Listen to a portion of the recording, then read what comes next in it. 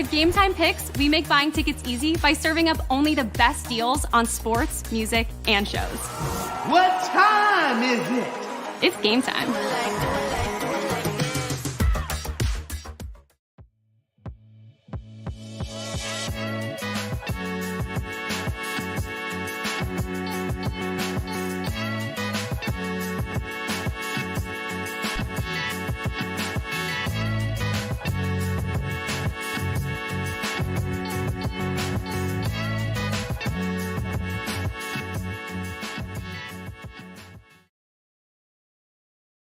Well, we're back for the start of another NHL season. Whether it's your 100th season watching the NHL or whether it's your first time watching the NHL, all are welcome to the Hockey Podcast Network. I will be your host tonight. My name is Grant Hakeem. So excited. We have a special night in store. It's opening night for us Islander fans at UBS Arena. Super excited. They're just doing the introductions now. Of all the players and the coaching staff and all that jazz. But thank you so much for tuning in. A couple of housekeeping items to take care of before we get too deep into the stream. Thank you to Gametime for sponsoring this stream. Make sure you use the promo code THPN and get $20 off your first purchase, which is amazing. So thank you, Gametime. Also to DraftKings for sponsoring the stream as well. Use promo code THPN when you sign up for DraftKings if you're into betting. And if I was a betting man tonight, you got to go Islanders, right? I just don't see Utah beating the Islanders tonight. But it'd be typical Islanders to lose the opening night to Utah. And honestly, someone might have to look this up for me. I'm not 100% sure on the Islanders' record on opening nights. But I don't think it's that good. Because I feel like every time I watch the Islanders on opening night, they lose. So hopefully we can beat Utah tonight. But we shall see. This Utah team, don't sleep on them. I know everyone's sleeping on Utah. Do not sleep on them. Be very, they might shock a lot of people.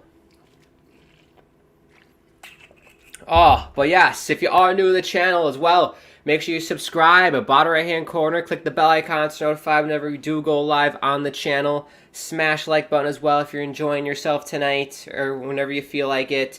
Make sure you follow us on the social medias at HockeyPodNet. Is the Twitter and Instagram. If you want to follow me on Twitter, at Grant Hakeem is my handle.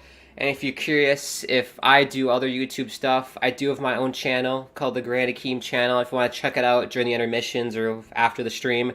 But most importantly, subscribe to the Hockey Podcast Network. That's why we're here today. That's what we're here for. But yes, just super excited to get this game going. They're doing the anthems now. And get your score predictions in the chat, everybody. Let me know who you think is going to win. It's got to be the Islanders. I think it's going to be a pretty dominant performance by the Islanders. I'll go 5-2 Islanders. How about that? That's my predictions for tonight. But yes, get your comments in the chat. I'm curious.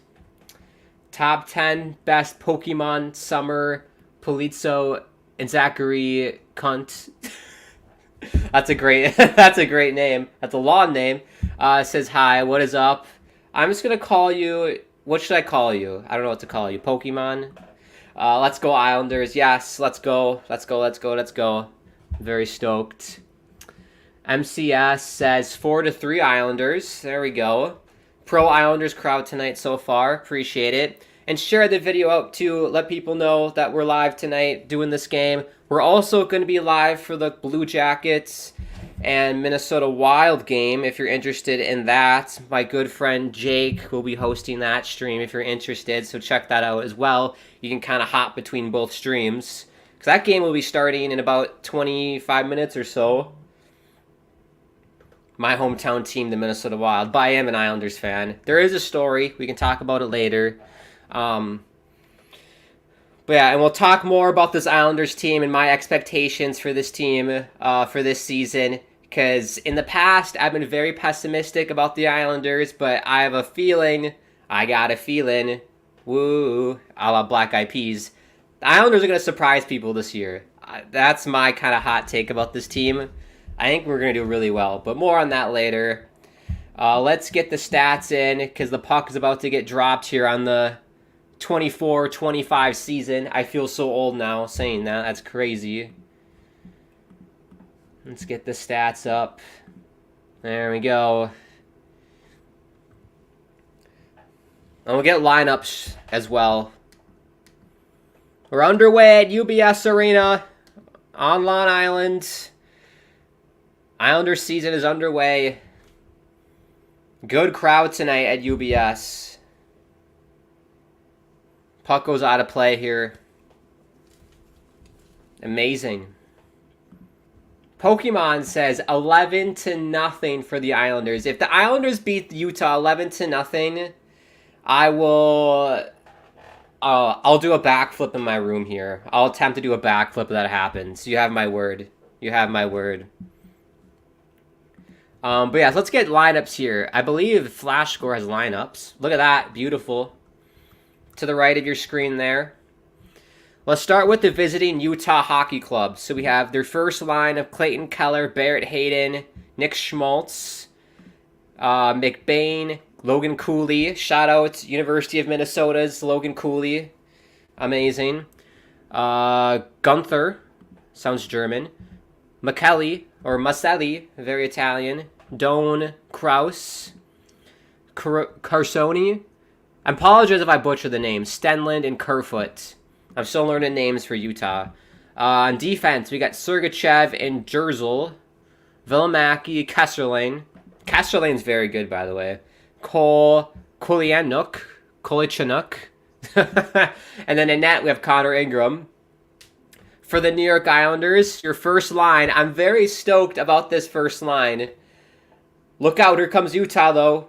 Keller, shot goes wide. Dobson's going to pick it up here. I'm very hot about this first line for the Islanders. We got Matt Barzal, Bo Horvat, and Anthony Duclair. I think that's probably the best first line the Islanders have had since the John Tavares era. Let me know what you think at home, but I think that's probably a best first line since then. Love it. They dominated preseason. Your second line is Palmieri, Nelson, and Maxim Siplikov. Came over from the KHL this summer. He's going to tear it up. I have high expectations for Siplikov. He had a great preseason. He worked his way from a bottom six role all the way up to a top six role. And I think he's going to do really well on the second line here. Then we got Simon Holmstrom, JG Pajot, and Anders Lee. Not bad for a third line right there. And then your fourth line. I love this fourth line. Oliver Wahlstrom. I'm so glad Oliver Wahlstrom made it to the team. Deservingly so. Great training camp. Great preseason. He's been electric. McLean's been amazing. And then Casey Cizikas. So we no longer have the MC squared line of Martin, Cizikas, Clutterbuck. But this line's gonna be really good. It's physical, but you also got the pop from Wahlstrom, that skill. He's got the bomb. Got a good shot. And then in net, of course, we have Semyon Varlamov because Ilya Sorokin had off-season back surgery and he's still getting back there, but I believe he's on the bench tonight for this game. And those are your lineups.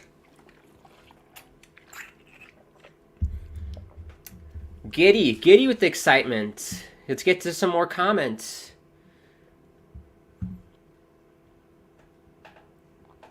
Here we go. This is where we left off. Yes, we do have a lot of games tonight in the National Hockey League. Thank you, RJ. Habs won, Bruins won in the first. Then we have the Panthers 0, Senators 2 in the first. Maple Leafs 3, Devils nothing.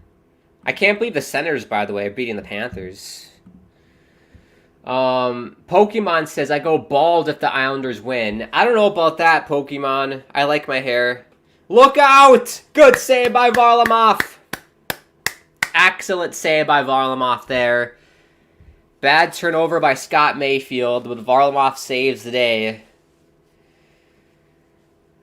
Yeah, Mayfield tried to do a bank shot behind the net. Didn't work, but good positioning by Varlamov to push off that right post.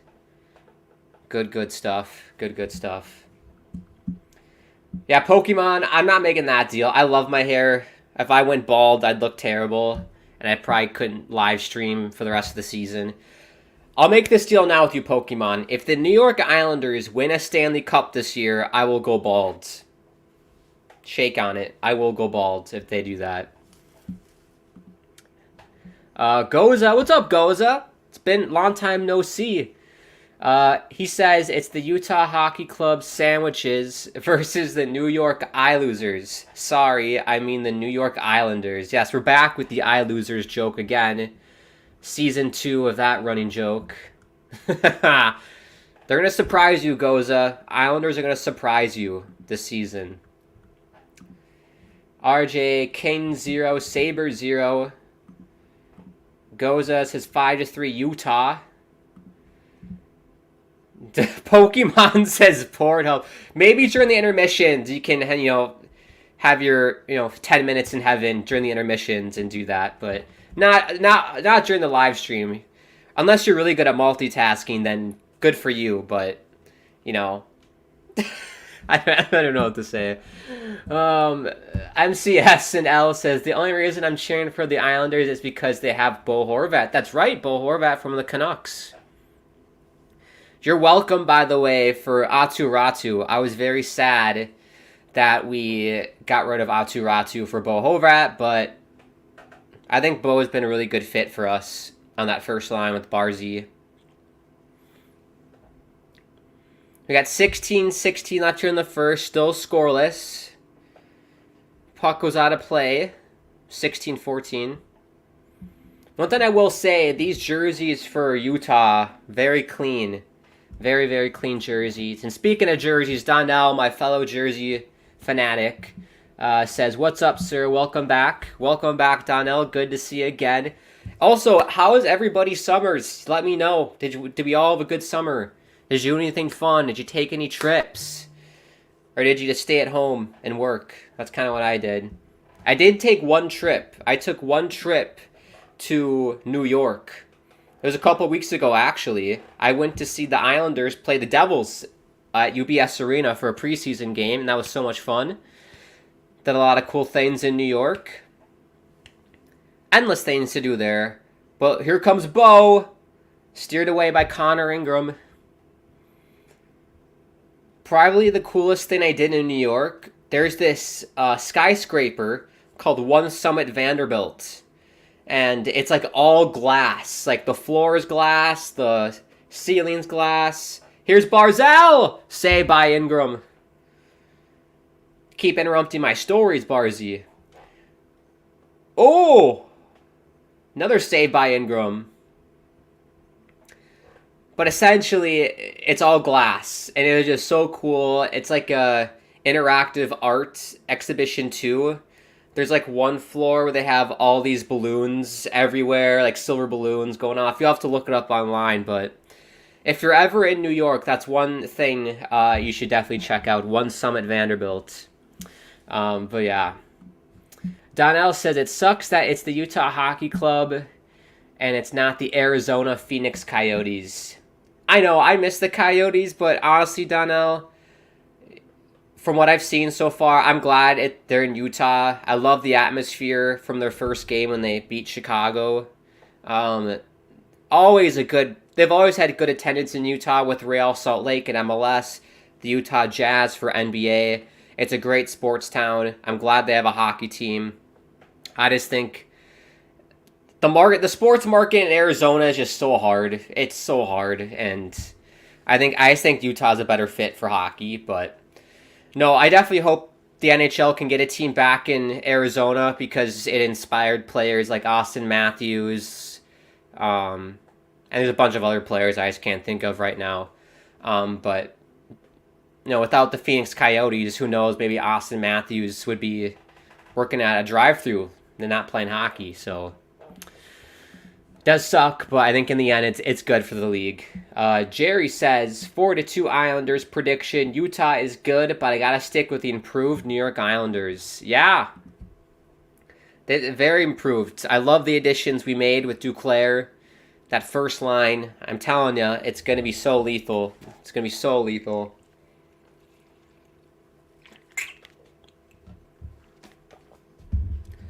It's been a pretty good pace so far in this game. Both teams have had grade A chances. Goaltenders have been perfect.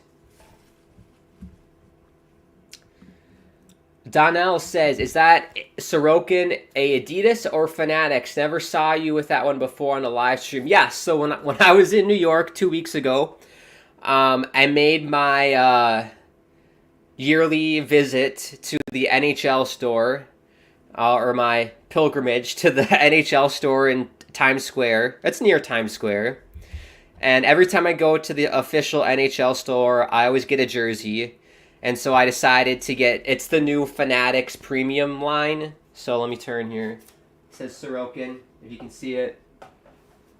But yeah, I love it. I love, like, I know everyone throws hate at Fanatics, but they did a really good job with the premium jerseys. Like, it fits nice.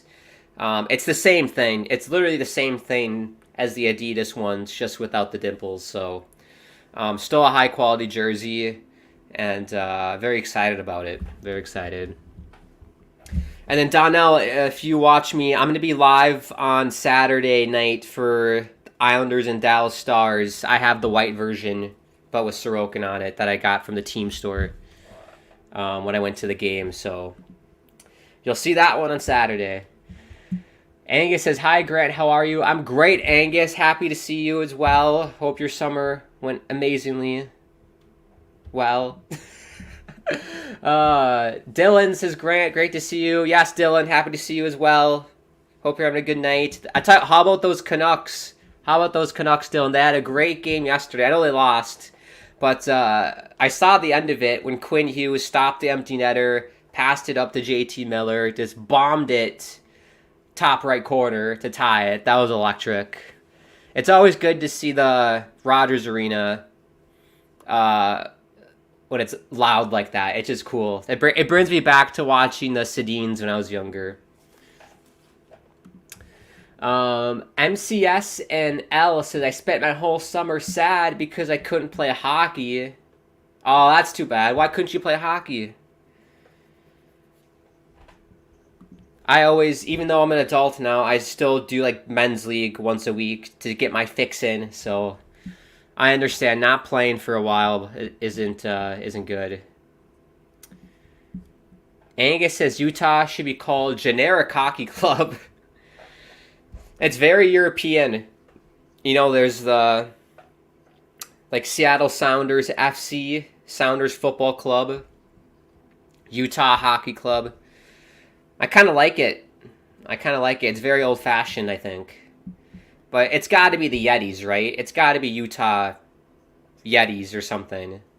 I think that's a given with the color scheme that they have right now. But yeah, about 13-20 left here in the first. Still scoreless. Good save by Varley. And Islanders will get it out.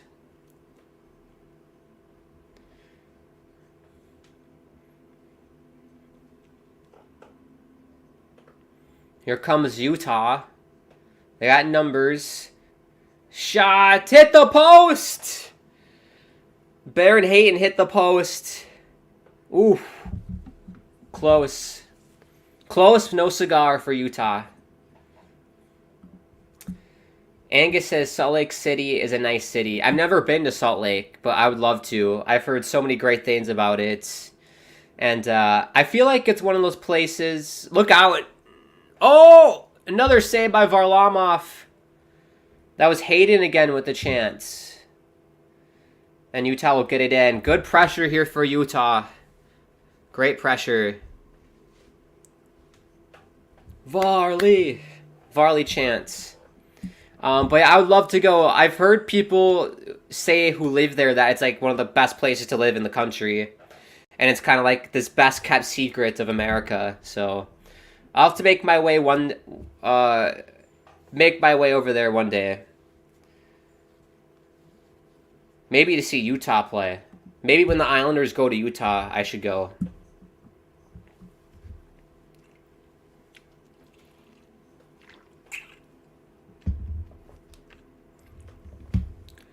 Whoa, calm down, boys.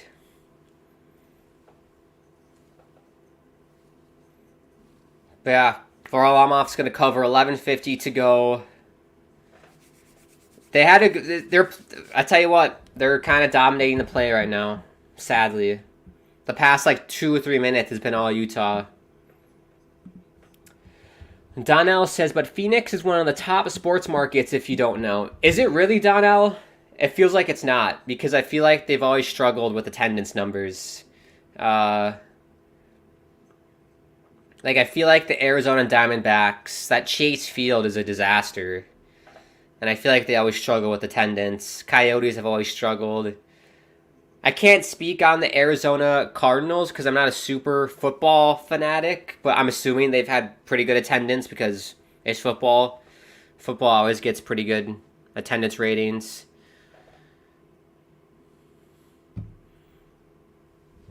But one thing I'm noticing so far to talk more about this game is that Islanders having a tough time breaking out. Lots of turnovers behind the net. Hopefully that gets addressed.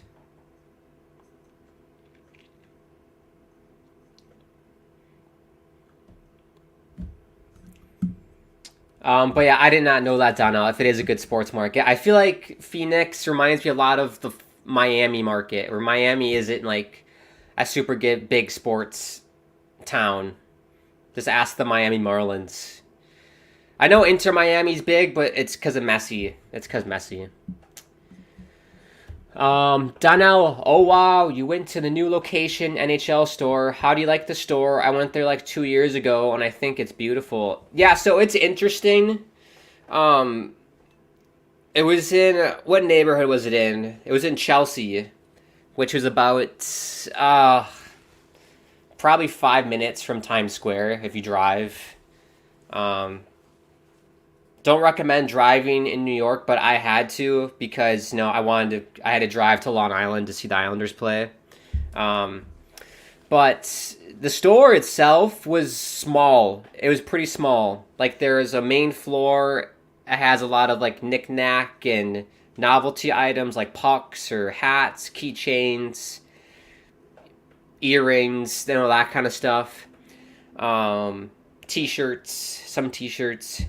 And then the upper floor had all the jerseys. So it had one side was like the Fanatics replica ones where the crest is like all bendy, if you know what I mean. And then on the right side, it had all of the new like Fanatics premium jerseys like this one. And it felt like they were in the middle of shifting over from Adidas. Like they were very low. They were very low on jerseys. Like there wasn't much stock in the store, which I can understand because it's the first year and it was still preseason at that point. So they probably didn't have all the inventory ready for the start of the season. But they did have pre-made Sorokin Islander jerseys, which I was stoked about, and because I was like, I really want to get a Sorokin jersey, and so I was awesome. I was super stoked, and I was able to get it. But yeah, it wasn't as big as I think the original OG store in actually in Times Square. But still a cool store. Highly recommend you check it out if you're in New York. Very, very cool. So I highly recommend Donnell if you ever go to New York again.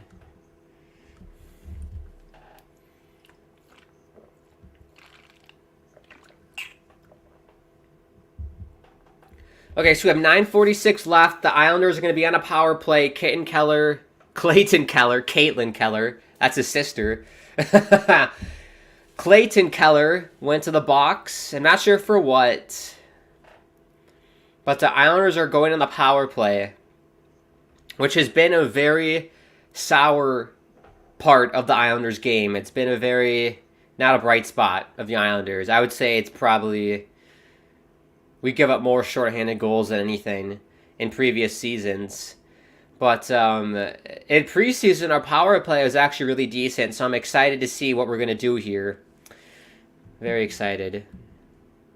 I think the Patrick Waugh effect on our power play has helped. And also, having Duclair on the ice on the power play is great. Oh yeah, here we go. Hey, Josh Bailey. Hoo. Ha. I want to know that you scored a goal. They just did a Josh Bailey celebration in the arena. Josh Bailey, hoo, ha. I want to know that you scored a goal. Love Josh Bailey.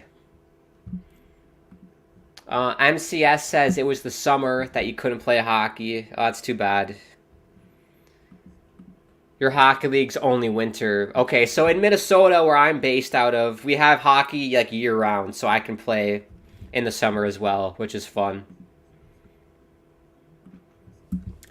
Jerry says, awesome channel. Really appreciate the pregame lineup talk. Of course, Jerry. Thank you for tuning in. Really appreciate it. If anybody's new, make sure you do subscribe. Bottom right-hand corner. We have live watch-alongs all season long by various hosts on the channel throughout the entire regular season and postseason as well. And then we also have a bunch of hockey podcast content for you on the channel. So if you're a fan of a specific team, there's probably a podcast for that team on this network. So do your digging, search for it, and there probably is a podcast on here for you. Here's Barzell for Dobson. Shot scores! Anthony Duclair buries it. First game as an Islander. The shot from the point tips it in past Ingram, and it's a power play goal for the Islanders. Oh, let's go. What did I say? I said the power play is going to be better this year. The Patrick Waugh effect is real. We were great in preseason. Look at this replay. Great entry by Barzell. Creates the space. Sauces it to Dobson. Oh, it went off his skate, but doesn't matter. Dobson's shot goes off Duclair's skate. Doesn't matter. It still counts. He had no idea. It's a goal. It's a goal. It's a goal. 1-0 Islanders. Sit down, Utah. Sit down, Utah.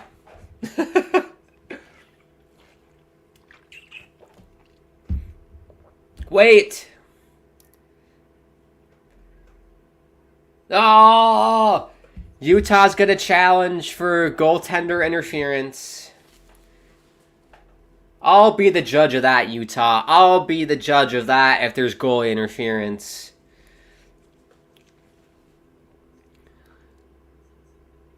No, no, no, no, no, no, no.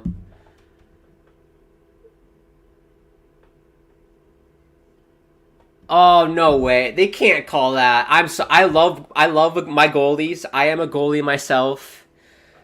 I am a part of the goalie community. That's not interference. I'm sorry. That's not interference. He clipped his pad barely. Barely clipped it. But it didn't impact him trying to make the save. It did not impact that at all. No way. No way is that going to get reversed. No way. No way. I'm going to make a tweet about it as well.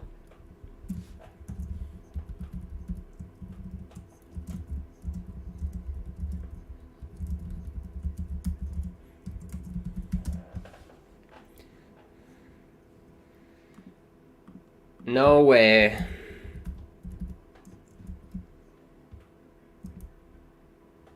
Thank you. No goal interference. Sit down, Utah. And guess what, everybody? We're back on the power play. We're back on the power play. Goes from bad to worse for Utah.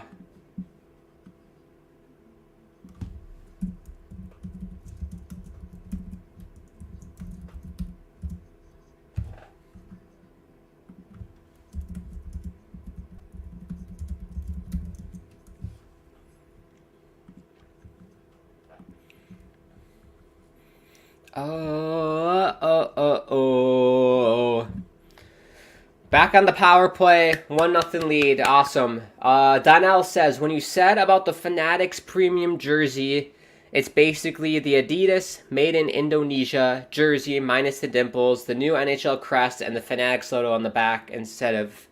Oh! No way!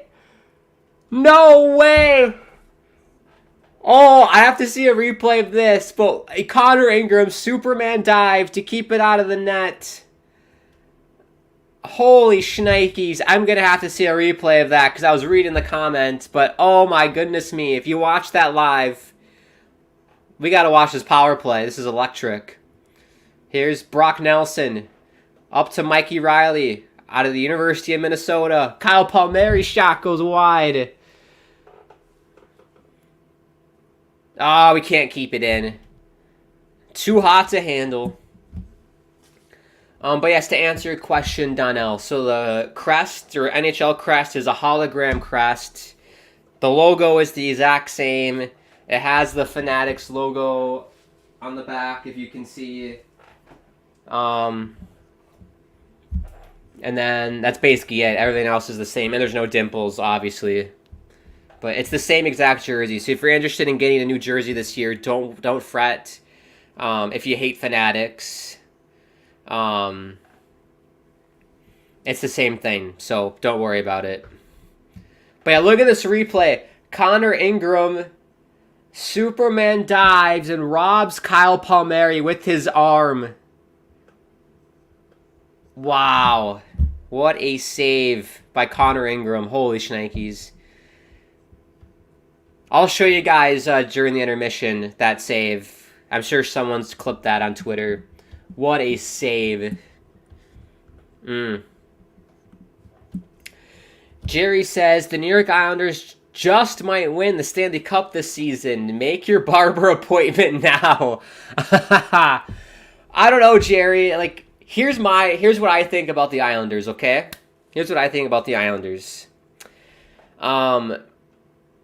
We have a really great team.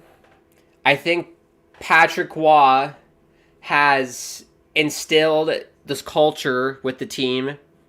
Every player is being held accountable, regardless of your status, if you're a seasoned veteran or a rookie. I think that's been made clear. Based on what I saw at a preseason, defensively, we have structure again. We looked great defensively. We have the goaltending, and we had the goal production, at least in preseason, and so far tonight. And just the vibes. I'm a big vibe person, and the vibes that I'm getting from the Islanders, it reminds me a lot of Barry Trotz, season 1 under Barry Trotz, where they had that never say die attitude. If you remember, that's when we had like Robin Leonard as our goalie. Everyone doubted us. John Tavares just left. Everyone's like, the Islanders are going to be the worst team in the league. And what do? We finished second in the Metro and swept Pittsburgh in the first round. And then, yes, we got swept in the second round. But that was a great, great season. I'm getting similar vibes with this group right now. Lots of people are doubting this team. They're not going to make the playoffs. Or if they do, they're going to get bounced. But honestly, I think the Islanders, because the Metro is so wacky this year, besides the Rangers being number 1, I can't tell you who's going to be number 2 through 7 or 8. Let me make sure. There's 18. 2, 3, 4, 5, 6, 7. Yes, 8. I had to remind myself how many teams were in the Metro. 8. But my prediction for the Islanders, we'll finish in the top 3 in the Metro. I think we will. I wouldn't be surprised if we finish second. I think we're going to be very good this year, just based off what I've seen out of our team and Patrick Waugh. And if we get this power play going, man, I mean, sky's the limit. And if we don't blow third period leads like we did last season, like, can we not finish second in the Metro? I mean, I could totally see it. I mean, how many games last year did we lose points because we blew a third period lead? And how many times in the playoffs did that happen to Carolina? Happened like 3 or 4 times. So it's definitely possible. It's definitely possible, people. In terms of making a cup run, I don't know about that, if we can even get out of the Metro, because trying to beat the Rangers, I think the Rangers is better. And then trying to get past a team from the Atlantic, we're talking about Florida, Toronto, there's Boston. You got to look out, like Detroit might be very good this year. Ottawa's a sleeper team. Like, that Atlantic is stacked. So I don't know if we'll make it to past the second round. I could see us making it out of the first round. Maybe, I mean, well, maybe the second round. That might be a stretch, but I just don't see it. I just don't see it. But hey, I hope they prove me wrong, Jerry. I hope I'm bald in June.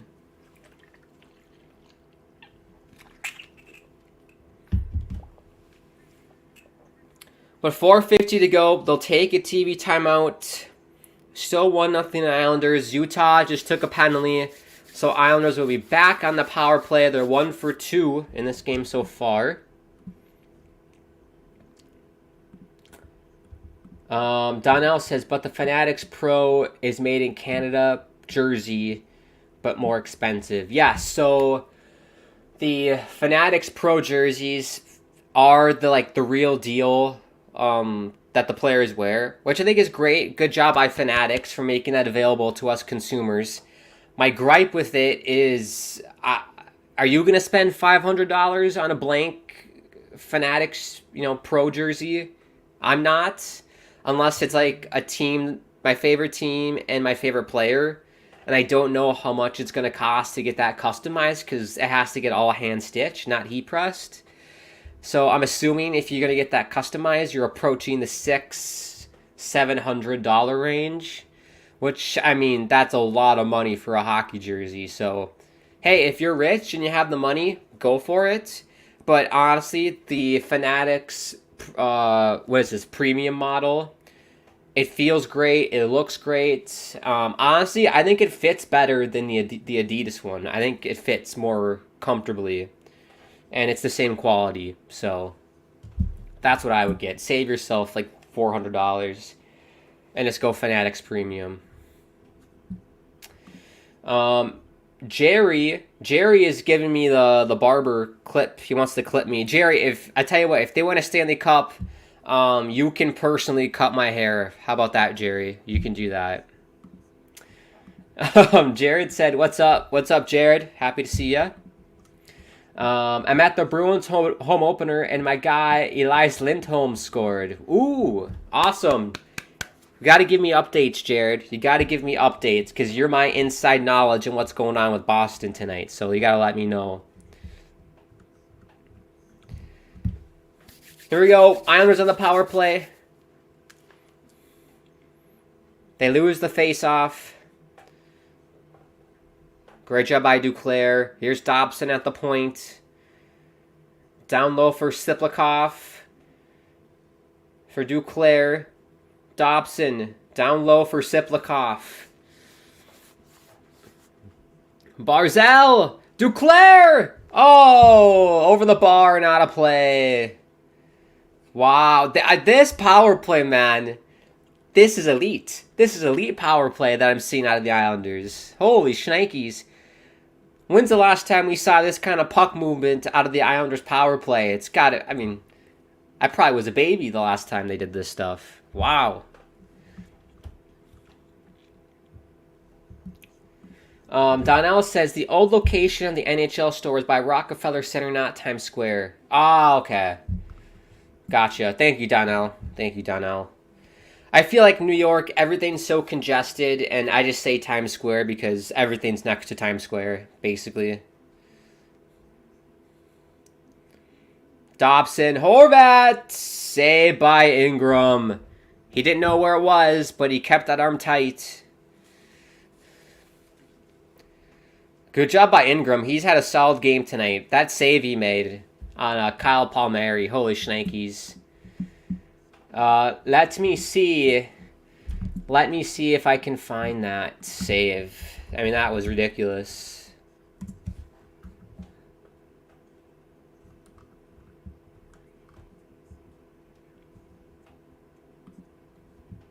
Oh, yeah, I got it. I found it.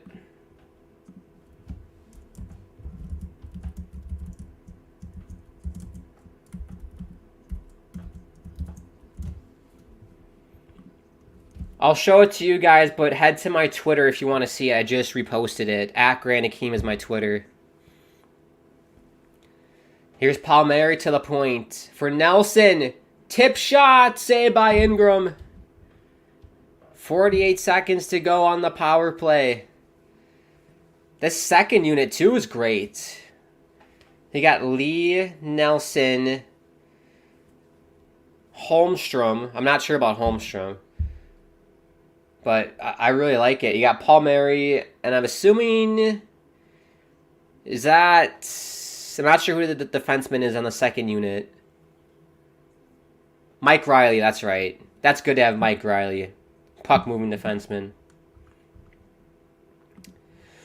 MCS says, I'm a goalie as well, and I've been interfered so many times, and one in our championship finals where he just skated into me and pushed me out of the net, and there was no goalie interference penalty. Well, yeah, I mean, in beer league, they're never going to call a goal back because it's beer league, so I understand your frustration. I've been interfered with many times during the game. Like, I had one guy literally cut across my crease and, like, slew foot me from behind. I fell, like, straight on my back. No padding as a goalie on your back, basically, if you didn't know. That hurt like hell. No penalty, and then literally, like, 5 seconds later, as I was getting up, they shoot the puck and they score. And, of course, they don't blow it, you know, they didn't blow it down, so... I completely understand the frustration. It's hard being a goalie in beer league. You're not protected. You're not protected in beer league. But here we go. 5 seconds left on the power play. Here's Siplikov. Can't get it to go. Utah will clear, and that will do it. So 1 for 3 on the power play tonight. But I love what I'm seeing out of the units, both units. Fast-moving puck movement. It's bam, bam, bam, shot. Bam, bam, bam, shot. Look out, though. 2-on-1. Save by Varley. Third save of the night for Semyon Varlamov. All have been dangerous, by the way. It's not like shots from the point. They've been grade A chances right in the slot for Semyon. Here's Schmaltz. Good block by Oliver Wahlstrom. This is the Oliver Wahlstrom redemption season for him. Look out for Ollie Rocket. MCS says, so now I have kind of forgotten that you can't interfere the goalie, so I get surprised every time there's a goalie interference call in the NHL. Yeah, the NHL... Oh, that was a goal. Gunther shot it. Varlamov looked behind him. I just assumed it was in the net, but he squeezed it under that right arm. Little chicken wing. But Romanov's going to get called for interference.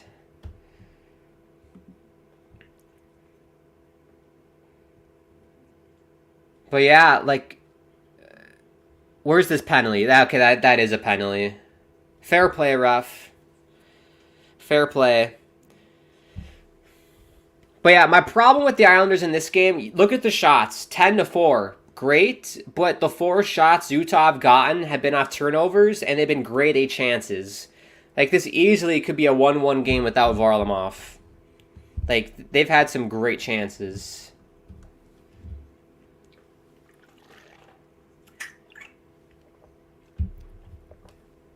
We got 1:30 left here in this game, by the way. Early in the first period, excuse me.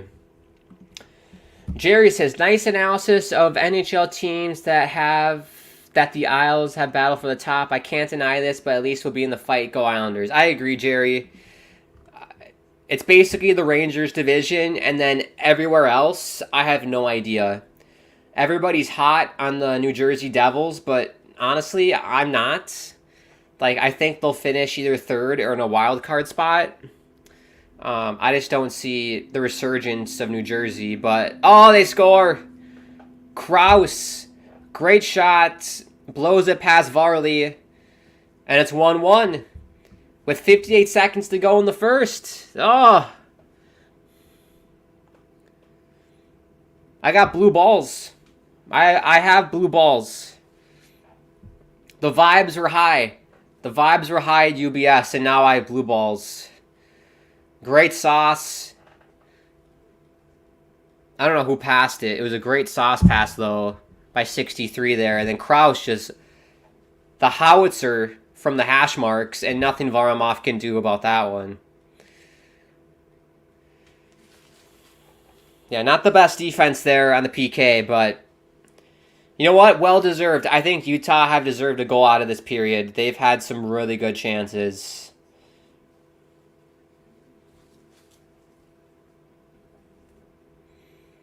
Scores table, something's going on there. Okay, we're good.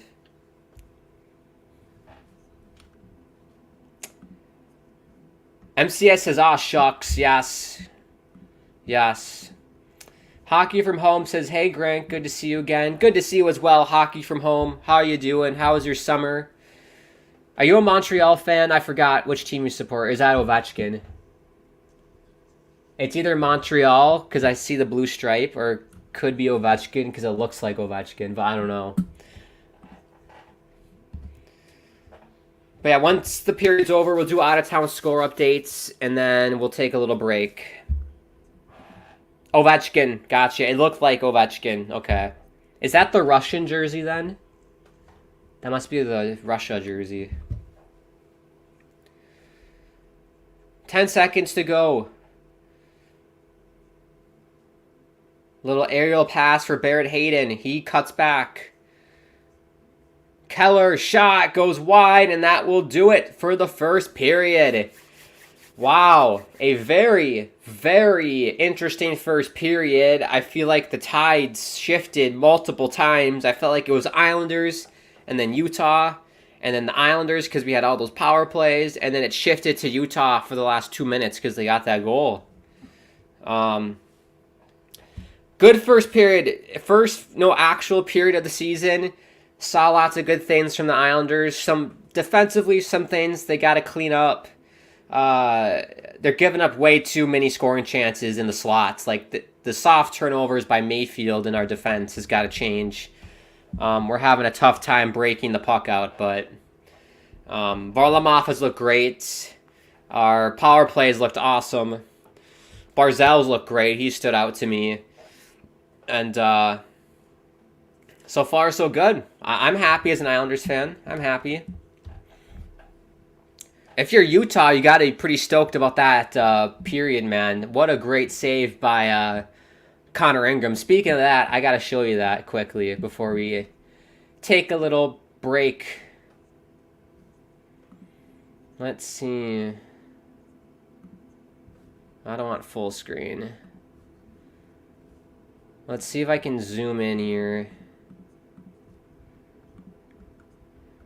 Okay, that's not the best quality, people, but bear with me.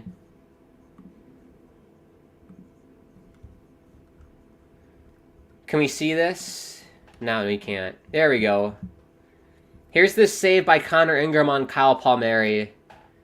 I mean, look at that. Just all-out desperation, goes full-on Superman to make that save. I mean, that's just unreal. Absolutely unreal. I give my props to Connor Ingram there. That's got to be on SportsCenter. Got to be on SportsCenter. Awesome stuff by Connor. Hockey from Home says it's a signed puck, and I don't have an Ovi jersey yet. You got to get one. Got to get one. I think I have one jersey. My closet's over there. That's why I looked over there.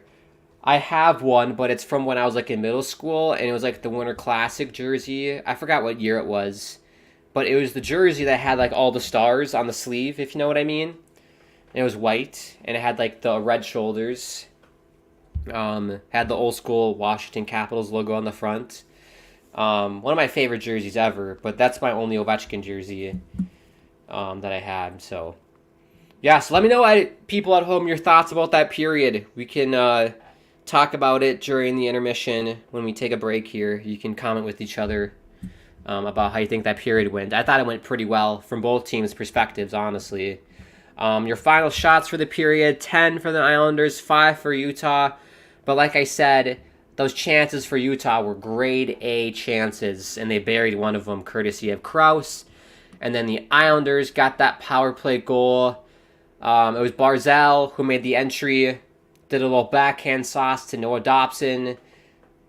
Little slapper, clapper, went off Duclair's skate. He had no idea, but a goal's a goal and it counts. And it was 1-0 at that point. So, period ends 1-1. We'll step aside here and take a little breather. We'll be back in about, I don't know, 10 minutes for the start of the second period. But I'll do my spiel here. Firstly, I want to thank all the sponsors for this for sponsoring the stream. Thank the sponsors for sponsoring the stream. That was a great sentence. Gametime. If you download the Gametime app, use the promo code THPN and you get $20 off your first purchase, which is amazing. So thank you, Gametime, for that. And then for DraftKings, if you use promo code THPN when you sign up for DraftKings. There you go. So thank you to both sponsors. Make sure you do follow us on the social medias. At HockeyPodNet is the Twitter and Insta. If you want to follow me on Twitter, at Grant Akeem is my Twitter. And if you want to check out any of the other stuff I do on YouTube, my YouTube channel is called the Grant Akeem channel. It's just my name. You can check it out after the game or something. I do like gaming streams, reaction videos. I post kind of sports, live watch along videos as well. So check it out if you want, but most importantly, subscribe to the Hockey Podcast Network. That's the most important thing. So make sure you do that. And like the video too. That's important as well. Right, we'll step aside. We'll see you guys in about 10 minutes for the start of the second period. It's been a great night so far. We got to keep the energy up though. It's a tie game. Got to keep the energy up for the second period.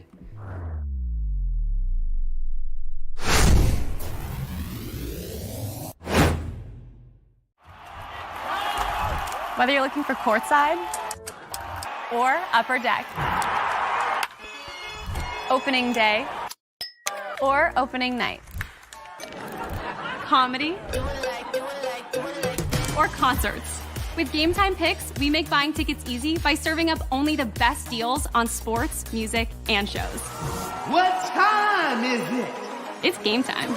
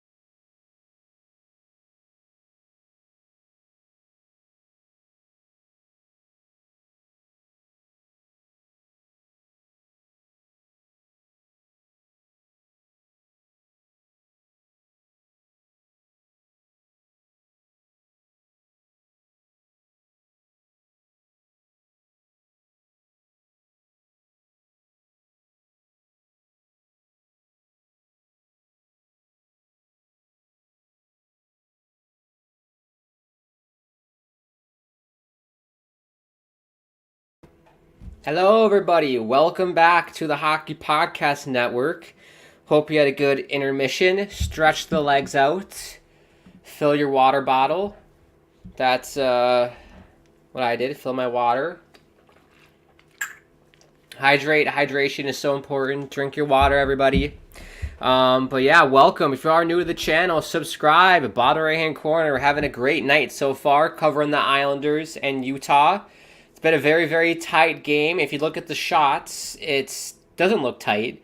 But I tell you what, all those Utah shots have been like in the slot, and Semyon Varlamov has had to make some big time saves, and I mean big time saves. And yes, and one of the goals for the goal for both teams were on the power play, right? If I'm not mistaken. Yeah, both power play goals. So special teams battle so far in this game. But yeah, thank you so much for tuning in. If you are new, like I said, subscribe. Make sure you follow us on the Twitter at HockeyPodNet is the Twitter handle, and the Instagram handle. If you want to follow me on my Twitter, at Grant Akeem is my Twitter. And also, if you want to check out anything I do on YouTube, you can head to the Grant Akeem channel after this stream and check it out if you want. I do fun videos, sports-related videos, gaming live streams, other watch-alongs for other sporting events, just kind of a smorgasbord of random stuff. I just posted a couple of reaction videos to some albums, some Coldplay albums. I'm a big Coldplay fan, so check that out if you want. But most importantly, subscribe to THPN. That's why we're here tonight, to support THPN. Yes. Let me get the stats back up here for you. There we go. There you can see it in the right of your screen there, 1-1 game. How do you think this game is going to finish? I said it'd be a 5-2 win for the Islanders. I still could see that happening. I could see this game being like 2-2 entering the third. Islanders get a couple goals in the third period to make it 4-2. Utah pulls the goalie with like 2 minutes left. Islanders get an empty netter and they make it 5-2. I can totally see it happening. But so far, good start for Utah in this period. In the Islander zone, Adam Pelech can't get it out. Another bad turnover by our defense. That's my one area, my one spot for the Islanders that they need to work on after that first period is breakouts. We did not have a lot of clean breakouts. Good job by Brock Nelson, though, to keep that puck in. Is that offsides? No, it's not. Palmieri saved by Ingram. Good job by Kyle Palmieri. And Utah will chip it out. Goza says the Toronto Maple losers are beating the New Jersey Devil Donkeys. I agree, Goza. The New Jersey Devil Donkeys. They're a bunch of donkeys, aren't they? Everyone thinks they're going to do so well this year because they have both Hughes brothers and they have Markstrom in net. Which, look, I think Jacob Markstrom, great improvement in the goaltending department for New Jersey, but I don't think that's going to be the end-all, be-all and solve all their issues that they had last season. I know they had injuries last season. I don't see them being a top 3 team. I'm sorry. They're going to have to prove me wrong. I just don't see it. I probably got Rangers, Islanders, Hurricanes is my top 3 in the Metro. Call me crazy.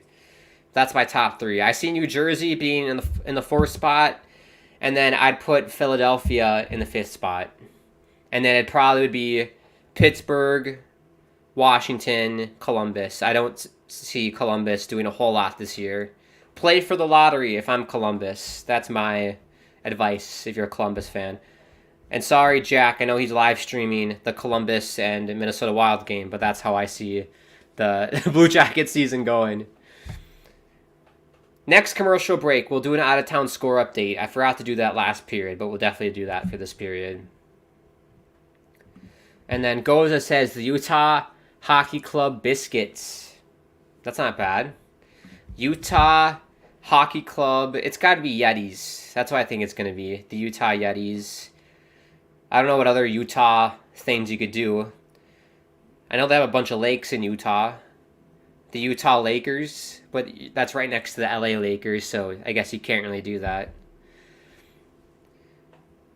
Someone also tell me, why is it the Los Angeles Lakers? Because I know they used to be the Minneapolis Lakers, or the Minnesota Lakers. They moved to LA. There's no lakes. I mean, there's some lakes in LA, but some lakes in California, but LA is not known for its lakes. Why are they the Lakers? It's just got to be the brand name at this point, but I digress. Also, I should mention, if I slip on my ass tonight on this stream, I'm standing while I'm filming, if you couldn't tell. I'm bouncing on a balance board as well, just for the extra fun. Why not? I film a lot of my videos this way and a lot of my streams this way, just to not sit down, because I don't like sitting. I've never liked sitting down. And it's a fun way to balance, work on your coordination, leg strength, core strength, I guess.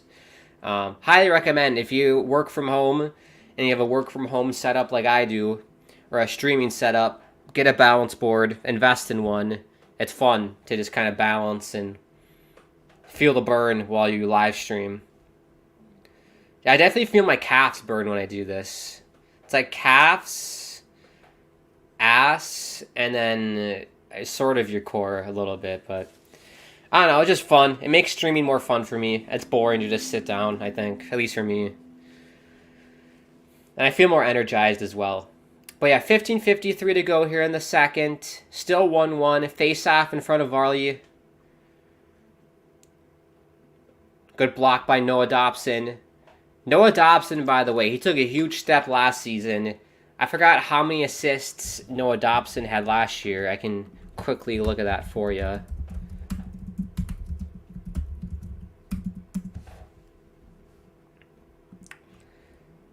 Referees call a high stick on Duclair. It's not a penalty, it was just because he played the puck with the high stick. But yeah, last season for Noah Dobson, 70 points as a defenseman, everybody. 10 goals, 60 assists, a +12. Career year for Noah Dobson. And so I think sky's the limit. I don't think he's going to reach 70 again, because that's crazy. I see Dobson, I could see him getting 60, 50, 60 points. 70 might be too much to replicate again, but 60, 50, 60 is where I think he'll be. But he's panned out fantastically. I was worried about Noah in previous seasons. I just didn't see enough out of him, but this season he's been fantastic. Or last season he was.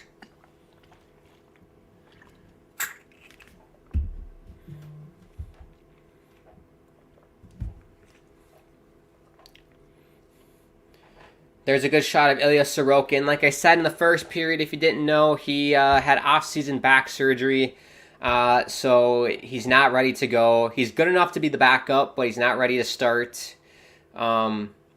Hopefully, the back surgery didn't impact his ability to play, because back surgery and anything to do with your back is so hard for anybody, especially athletes, and especially goaltenders. I feel like back injuries are the death to goaltenders, because everything involves the back as a goalie. Back, hip mobility, it's all connected.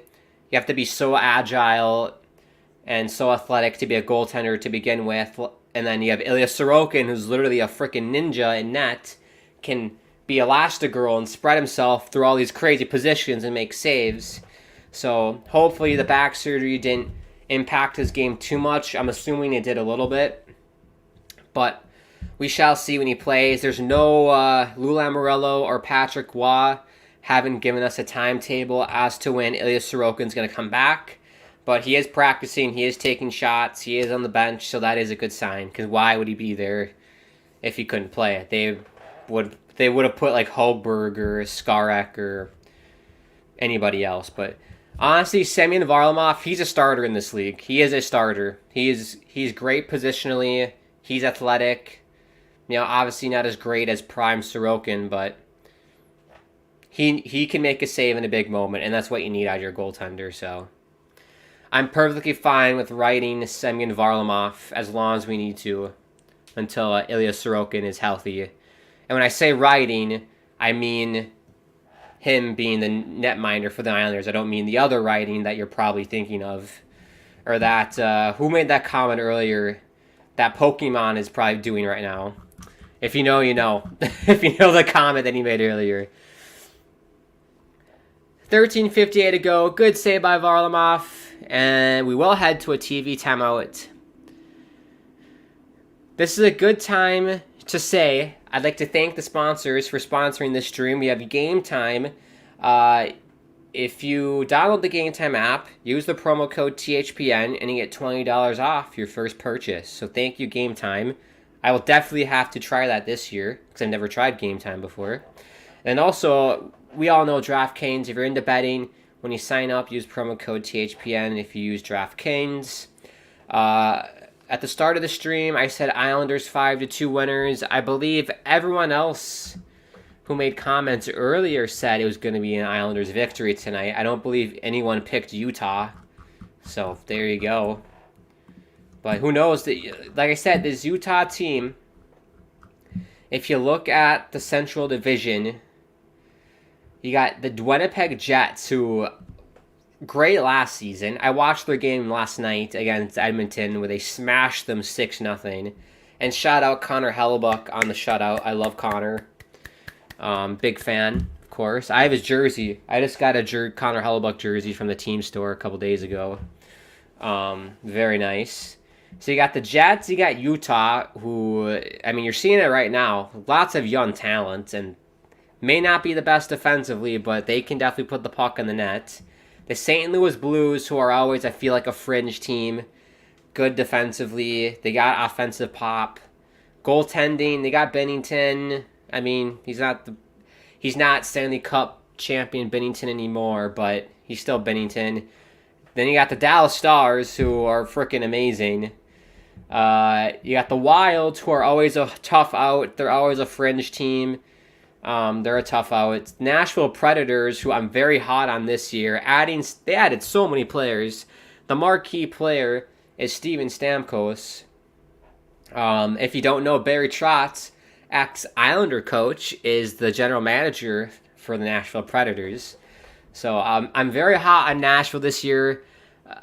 They're going to be a very, very tough out. I'm assuming they'll be a wild card team, just how stacked the Central Division is. And then, of course, Chicago will be dead last. There's no surprise there. And then you got the Colorado Avalanche, McKinnon, Landeskog, and company. I mean, it's unbelievable division. So, like, if I'm Utah, it's going to be very, very hard to finish in the top 5 because I do believe 5 teams are going to come out of the Central and only 3 are going to come out of the Pacific. So as long as you're in the top 5, I think that'll be enough. But very, very hard because basically if you're Utah, you got to beat out the Blues, the Wild, the Blackhawks, and then one of Nashville or I don't even know who's going to be 4th. Jets, maybe. I don't know. But yeah, very, very tough for them. But yeah, let's take a look at some out-of-town scores because I keep saying I'm going to do it and I keep forgetting. John, what's up, John? Thank you for tuning in. He says the game is going to go to overtime. Overtime. I hope not, John. I hope not. But it doesn't matter. As long as the Islanders get 2 points, it doesn't matter if Utah gets them. We're in different conferences. So it don't matter. John, Utah versus Islanders. Yes, that is the game we are covering tonight. Yes, you are right. Okay, out-of-town scores. Out-of-town scores. Let's start in Boston. End of the second period. It is 5 for Boston, 2 for Montreal. And then we're going to head to Buffalo. Beautiful Buffalo. If you've ever been to Buffalo, let me know if it's a good spot because I'd love to see the Sabres play in person. They're playing the Kings tonight. They lead 1-0 over LA. Buffalo's a team, I say this every year, oh, look out for Buffalo, and they always disappoint me. But this year, I think it's different. This year is different. I think look out for Buffalo out of the Atlantic, and also look out for Ottawa. And speaking of Ottawa, they're hosting the Florida Panthers, defending their Stanley Cup from last season. But I'll tell you what, the mighty Ottawa Senators have a 2-1 lead over Florida. Look out for Ottawa. Oh, Brock Nelson gets stoned by Connor Ingram. Brock Nelson he needs to be on the phone right now because Connor Ingram just robbed him of everything that he possesses. Oh my goodness. That's twice now. He's robbed Kyle Palmieri and Brock Nelson. Call the cops on Connor Ingram tonight. Jesus. I gotta see the replay. Great play by Siplikov. Finds Palmieri. Brock Nelson is left all alone back door. He doesn't get enough lift on it and shoots it right into that right stretching pad of Connor Ingram with the toe. Stretched out and made the toe save. Oh, what a great save. But to finish out-of-town scores, we have in New Jersey, the New Jersey Devils are losing to Toronto 4-2. Our game is 1-1. And then Pittsburgh visiting the Detroit Red Wings. It's 1-1 at the end of the first. And then Dallas and Nashville scoreless after the first. Minnesota leads Columbus 1-0 after the first. And then tonight we have San Jose and St. Louis. That's a part of the Hulu game, ESPN Plus Hulu package if you have that. Which I'm assuming you have it if you're watching this game with me. That's how I'm watching it. Because I'm in America. Because I believe in Canada you have to get like Sportsnet Plus or whatever.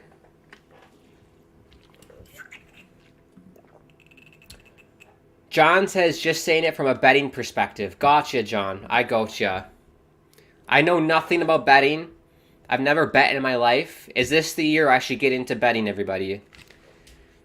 Because I will put money that the Islanders will win a Stanley Cup.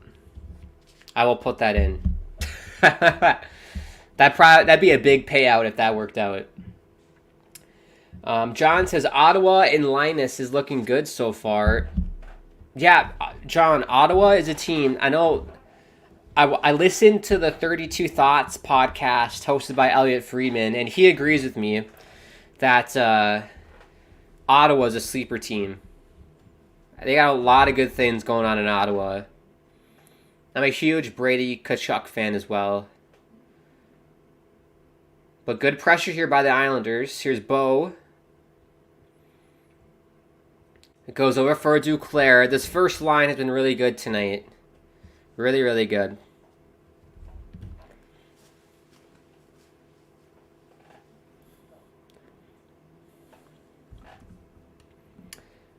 HockeyPodNet made a post. Actual Columbus, Minnesota current score is 0-0. Huh? HockeyPodNet, according to NHL.com, it says 1-0 Wild. What's going on there? Am I missing something? It says Matt Boldy scored at 17:51 of the first period. Good save by Ingram here. 10:01 to go. Huh. I don't know who to trust. HockeyPodNet. I don't know who to trust. John says, I agree also about Ottawa. Yeah, let's take a look at... Let's do Atlantic. I went through the Central. Let's take a look at the Atlantic. So you got Florida.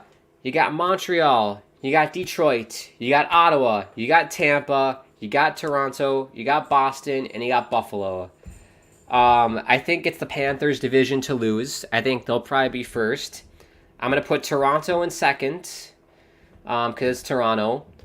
Third place is interesting. I'm probably going to go Bruins in third. So we're probably going to have a Toronto-Bruins matchup for the 50th time ever. It's ridiculous how many times they play each other. They got to change the format of the playoffs, but I digress. Wild card spots. The 4th and 5th spots are going to be very interesting. because I believe the Atlantic is going to get 5 teams. I think the Atlantic Division, 5 teams are going to come out of it.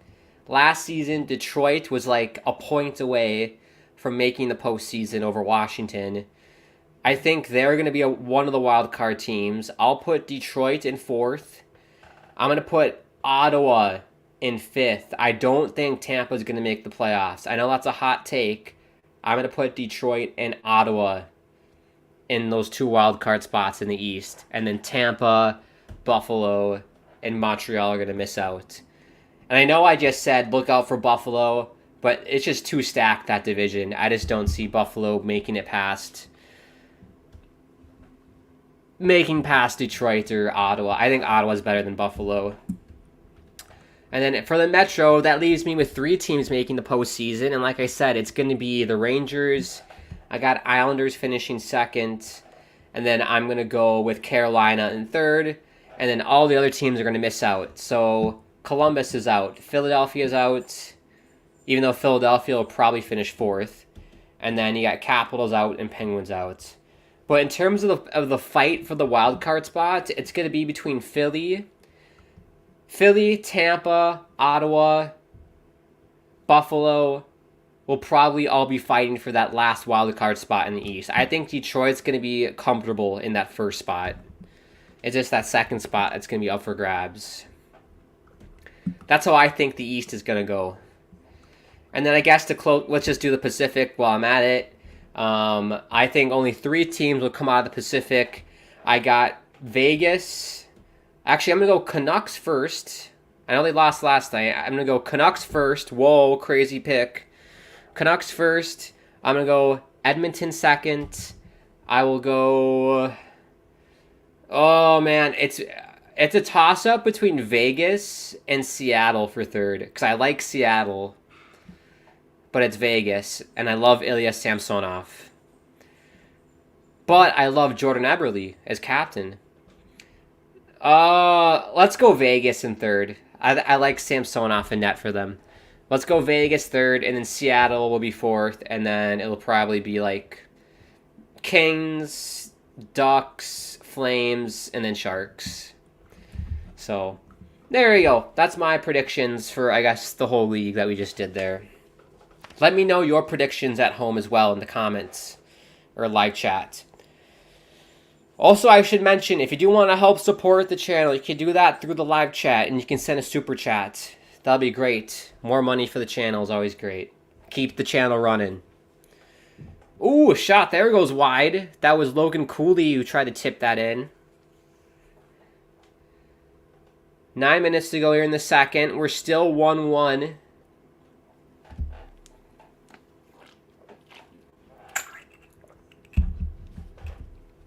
Wow, 16 hits to 7 for the Islanders. Very physical game for the Islanders. John says, I can see the Red Wings fitting in there maybe. I mean, just last season, I was so sad Detroit missed out. Like, how epic would have that been if they would have made the playoffs? Because I forgot who scored that goal. It was like David Perron or someone scored in like the last game of the season. And that would have been the winning goal, essentially, to get them in the playoffs. I think Washington won as well that night or something. So, yeah, I think we all can agree, too, that if Detroit made the postseason, it would have been way more fun to watch them than Washington. Like, how crap were Washington last season in the playoffs? I know it's Florida, but still, it got swept by Florida. It's like they were in a different planet, honestly.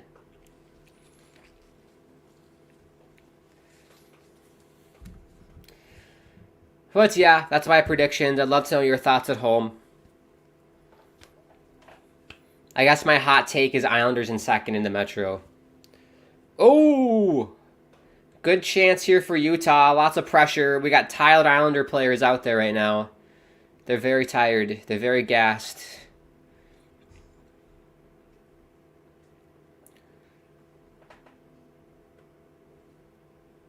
Oh boy. Keller. Good save by Varley. Everyone's been out there for over a minute now. Here's Dursey. Down low for Keller. A little tip pass for Schmaltz. Saved by Varlamov. Backdoor for Keller. Another save by Varley. I think it went off his blocker. Here's Dursey. Dangles. Blocker saved by Varlamov. Oh my goodness. Oh, what a hit by Siplikov. Sit down, Dursey. Man, I think we got a few fresh bodies out there for the Islanders. I think the forwards were able to change. Here's Dursey for Keller. Schmaltz. My goodness. Pellick's been out there for 2 minutes. And Palmieri as well.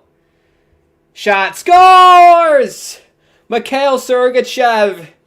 It was coming. It's like when you play NHL 24, or I guess NHL 25 when it comes out, and you just cannot clear the puck out. The AI just doesn't let you get the puck back, whatever you do, and you sense a goal coming. I sensed it there from Utah, and what a bomb by Sergachev. Great pickup from Tampa Bay for Utah, and I don't think Varlamov was able to pick it up. He was screened. Was he screened? No, he was not screened. It was just a great shot near side. Or was it deflected? It might have been deflected. Sergachev with the shot. It might have been deflected by, I don't know who it was in front of Varlamov there. But he had a clear line of sight on it. It just went near side blocker on him. So usually there's the ones you got to save as a goalie near side, but yeah, again, the problem I keep telling you about this game so far for the Islanders, it's been pretty clean. It's just defensively, they have such a tough time clearing the puck out of their zone. They keep turning over the puck. Cheap turnovers by our defense. We got trapped out there because it's a long change in the second period. And then it was inevitable that they were going to score. I gave credit to Varlamov, though. He made some great saves on Dursey and Keller when they just dangled their way into the slot. So 2-1. Not exactly how I script this game. Or is it? The 5-2 prediction is still in. We just can't have Utah score anymore. 5:49 to go. Pellick shot it into the ceiling, so we have a break in the play here. That was tipped. That was 100% tipped. Nothing Varlamov can do there. 1,000% tipped. But John says, I think the Capitals had the lowest goal differential, but I could be wrong. They were still and are bad. Did they, John? Did they have the lowest goal differential? I know it was bad. 2023-24 NHL standings. Live fact checking on the air.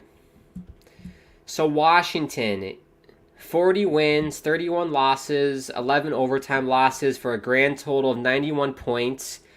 Goals for 220. Goals against 257. And if you do the math in your head, that means they had a minus 37 goal differential. Which, if you look at all the other playoff teams in the NHL, that is by a country mile the worst goal differential. The only other team who had a minus goal differential that made the postseason last year were the New York Islanders, who had a minus 17 goal differential. So that is bonkers. That is crazy. So yeah, minus 37. You're right, John. Good call. Great call. MCS says, that hurt my feelings talking about that last goal. It was coming. You felt it coming. But it's just a great tip.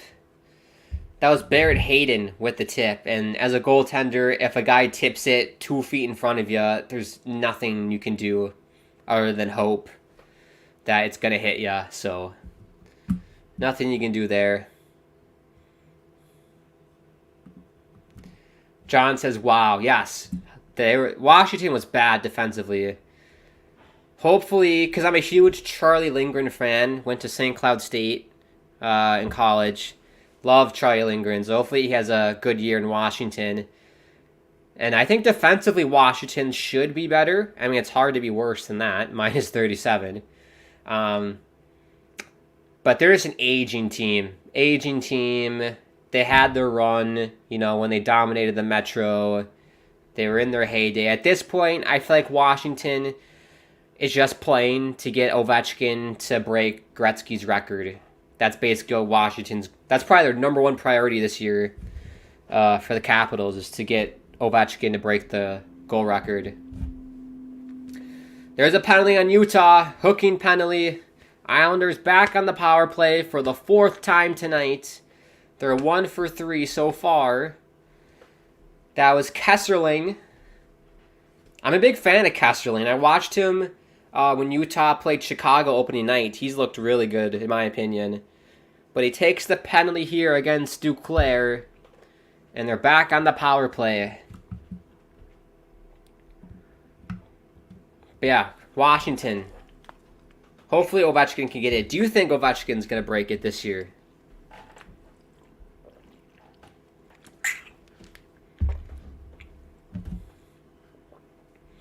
Oh.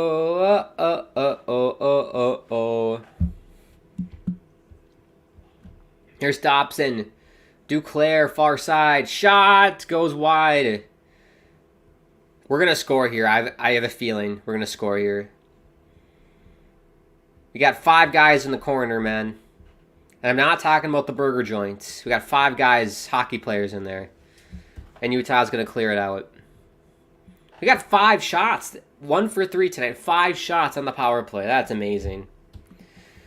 HockeyPodNet says 9:43 in the first. The score is 0-0. I think you're messing with me, HockeyPodNet. Whoever you are. Anonymous user. I think you're messing with me. Because I look and it says it's 1-1. It's 1-1 now. Kent Johnson scored. Ex-Michigan Wolverine. So, you're messing with me. I trust NHL.com. Here's Siplikov. To the point. Dobson. Shot. Tipped wide. Here's Brock Nelson. Bad pass by Barzal, and Utah is going to clear it. They will not. Good keep by Dobby. Here is Dobson. Barzal near side. 40 seconds to go on the power play. Barzal. Dobson. You got Brock far side. Elects for Barzal. Dobson. Shot. Tipped. And it's going to go in the corner. And Utah is going to get it out finally. Good pressure.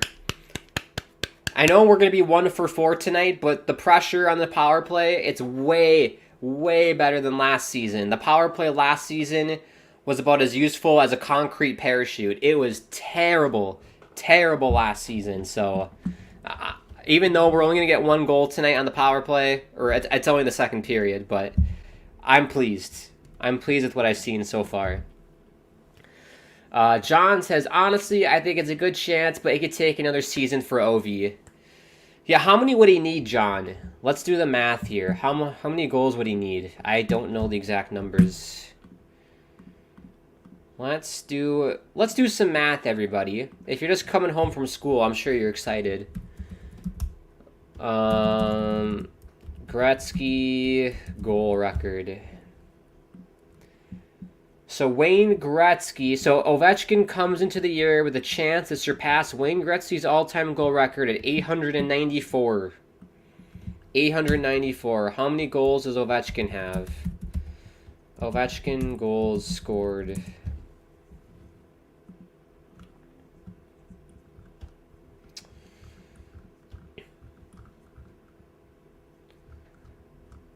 Goals. He's at 853. So 894 minus 853. Does somebody want to do the math? And I'll see if you're right. John says 42. I just did it on my calculator and it said 41. So you were close. 894 minus 853. I got 41. So you were close, John. You're very close. You're one off. It is possible. That is entirely possible for Ovechkin. But you're right. More likely it's going to happen for sure next season. For sure next season. Probably like early next season. Oh, that's my bad, John. I got you, John. 42 to break it. Yes. 41 to tie. 42 to break it. That's my bad, John.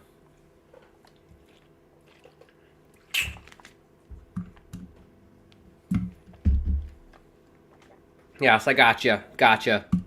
That was my bad.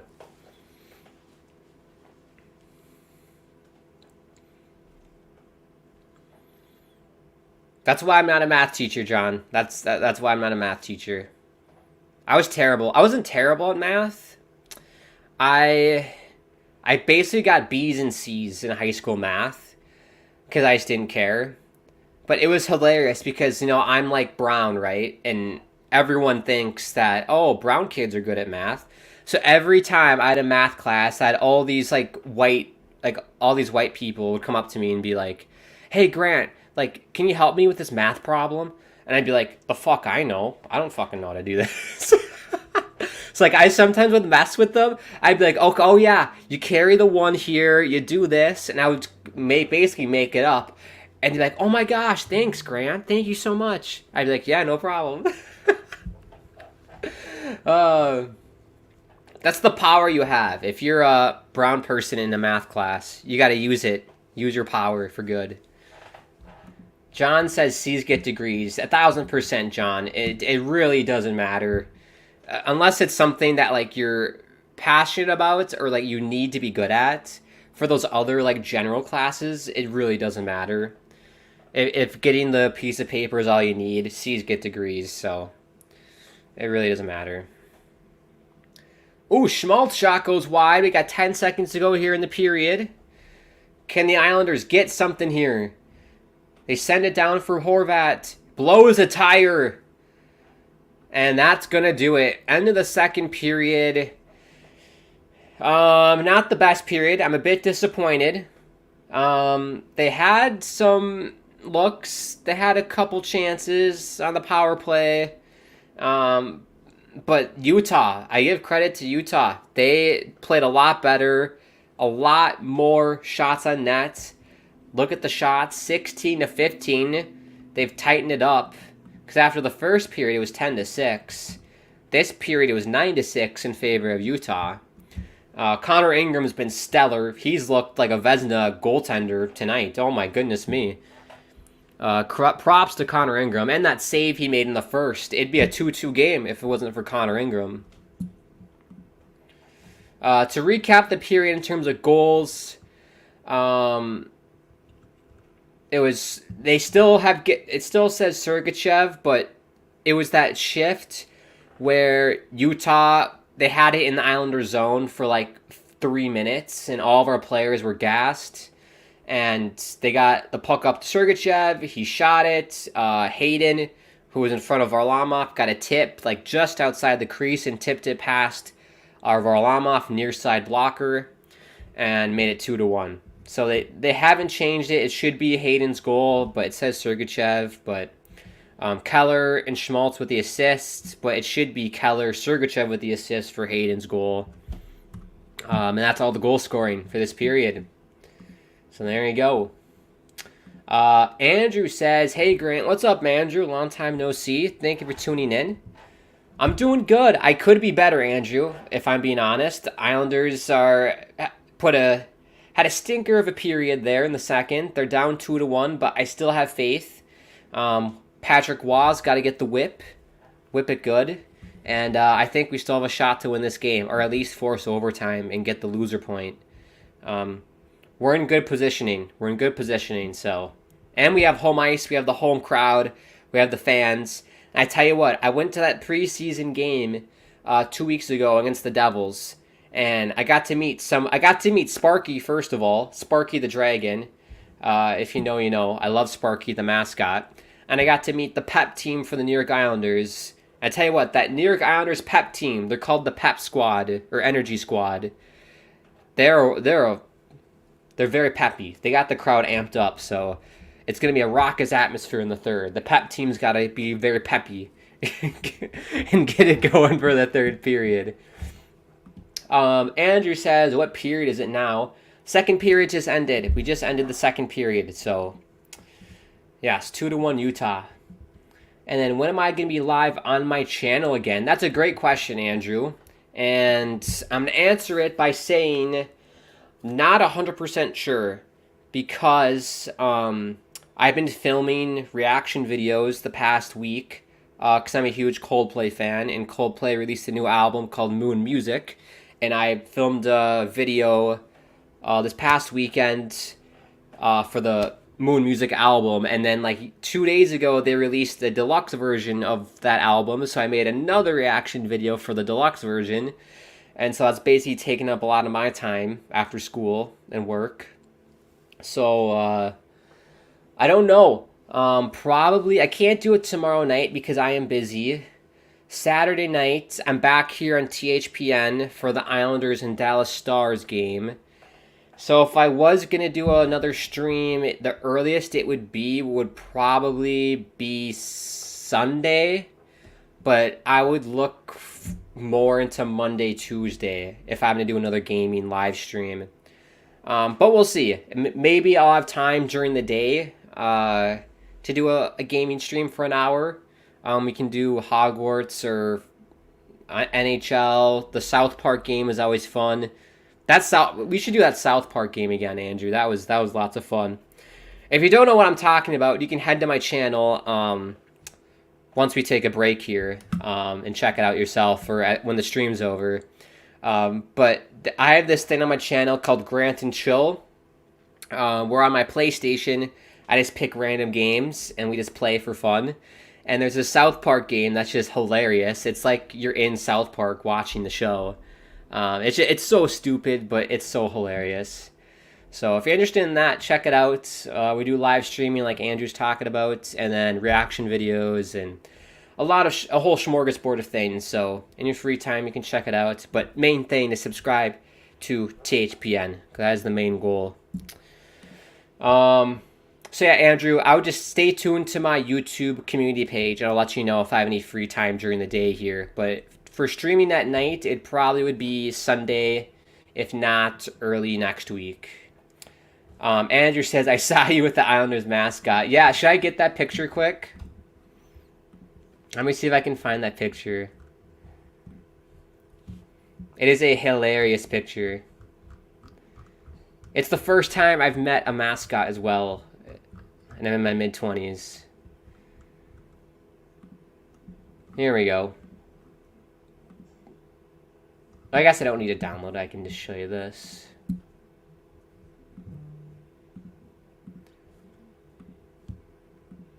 Here we go. Okay, so this is me and Sparky the Dragon 2 weeks ago at the Islanders and Devils preseason game. And it was a pleasure to meet Sparky. And he gave me a little inside scoop, everybody. He whispered in my ear when I said goodbye. And he was like, Grant, the New York Islanders are going to take it all the way this year. So I'm just letting you know right now, that's the inside scoop I got from Sparky the Dragon. But don't sleep on the Islanders this season. We're taking it all this year, everybody.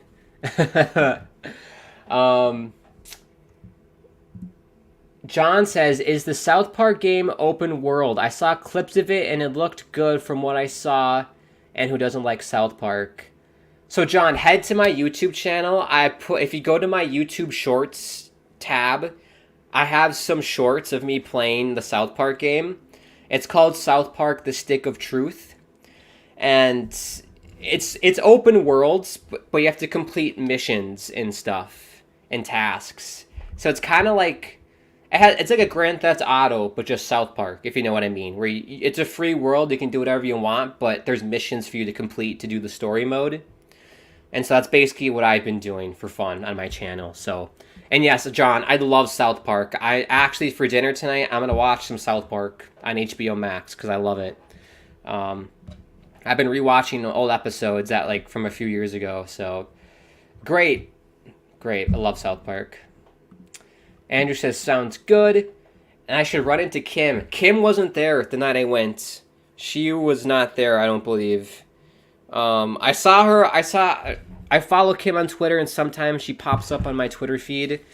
I think she was there like the next game after when I wasn't there. So yeah, it'd be fun. If it works out, it'd be fun to meet her and reach out and connect with another. She's way more diehard than I am. I'm very tame compared to Kim, but I love it.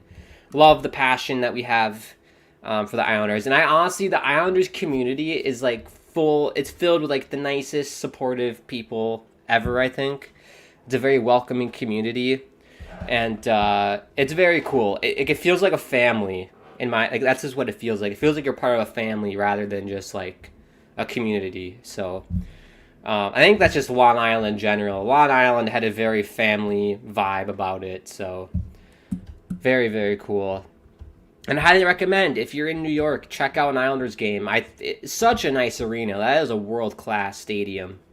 So definitely a lot nicer than Madison Square Garden, I'll tell you that. I've never been, but just from the way it looks, UBS looks way better. So yeah, this is great. And also, before we go, I'd like to thank the sponsors, Gametime. When you sign up for the Gametime app, use the promo code THPN, and you get $20 off your first purchase, which is amazing.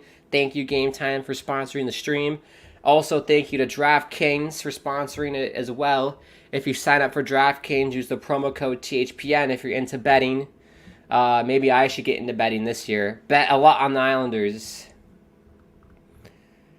Look at that. We got Corey Schneider and Cal Clutterbuck on the MSG broadcast. That's awesome. But yeah, thank you everybody for tuning in. We'll be back in about probably like 5 or 6 minutes. Refill the water, bathroom, stretch, do what you got to do. We'll be back for the thrilling conclusion of the third period. Will the Islanders come back in this game and get the W, or at least force over to overtime? We shall see. But yeah, we'll see in about 5 minutes, 10 minutes or so. Probably 8 minutes if I had to guess. But yeah, we'll see you for the start of the third, everybody.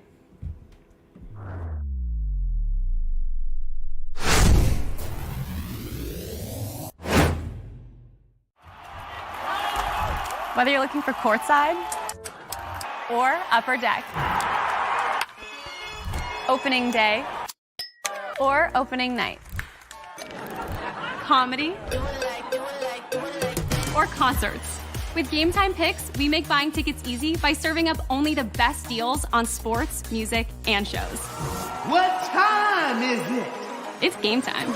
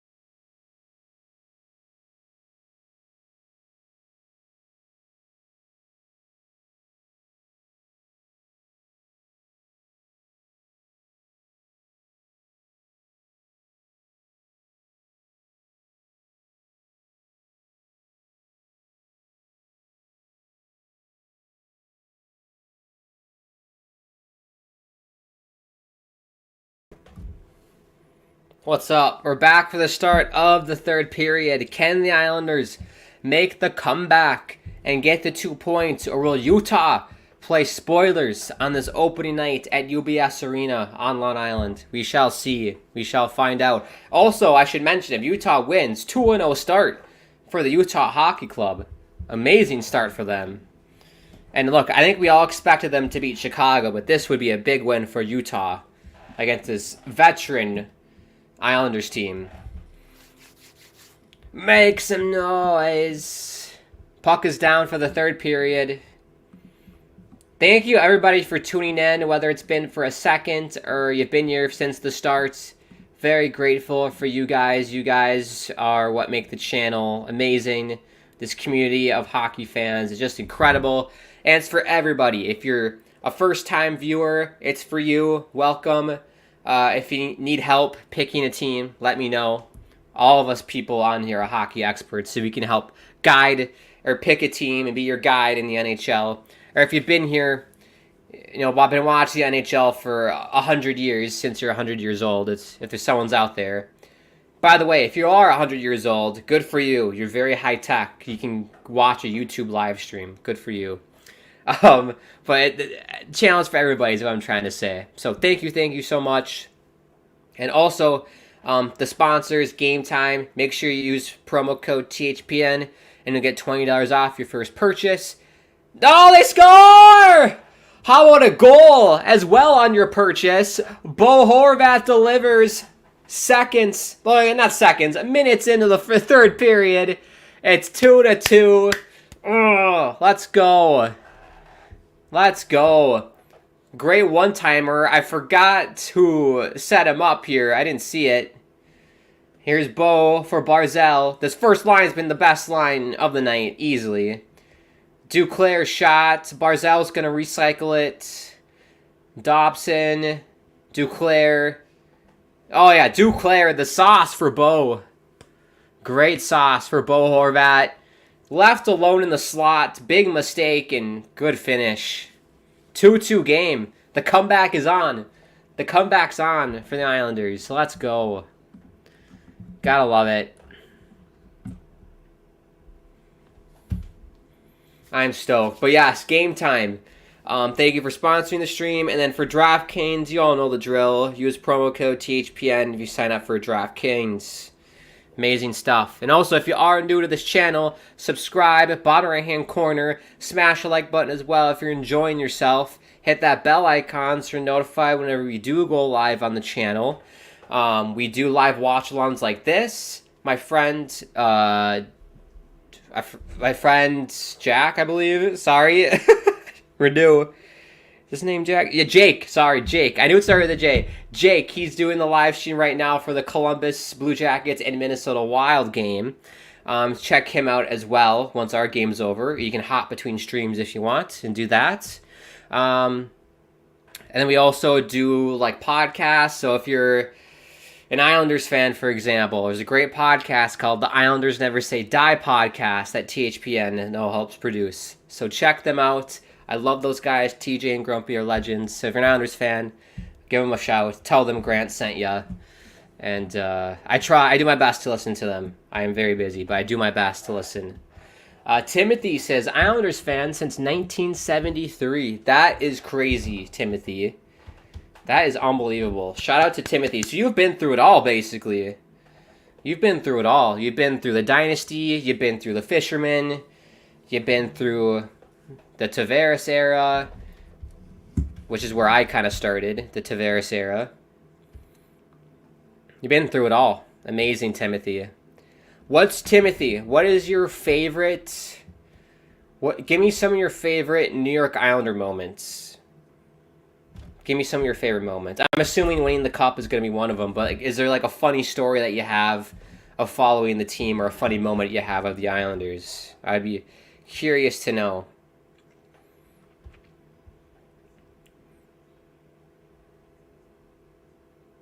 Uh-oh. Ooh. Good save by Varlamov. Sergachev shot it from the point. It breaks Clayton Keller's stick, and then somehow landed in Varlamov's glove. Keller. Oh yeah, it broke his shaft. Or not his shaft, it broke his blade. That's crazy.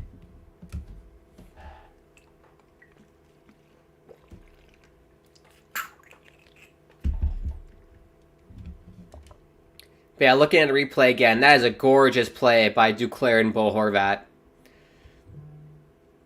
I'm very impressed with Duclair. He's been a perfect fit for this team in preseason and so far tonight. He's been fantastic.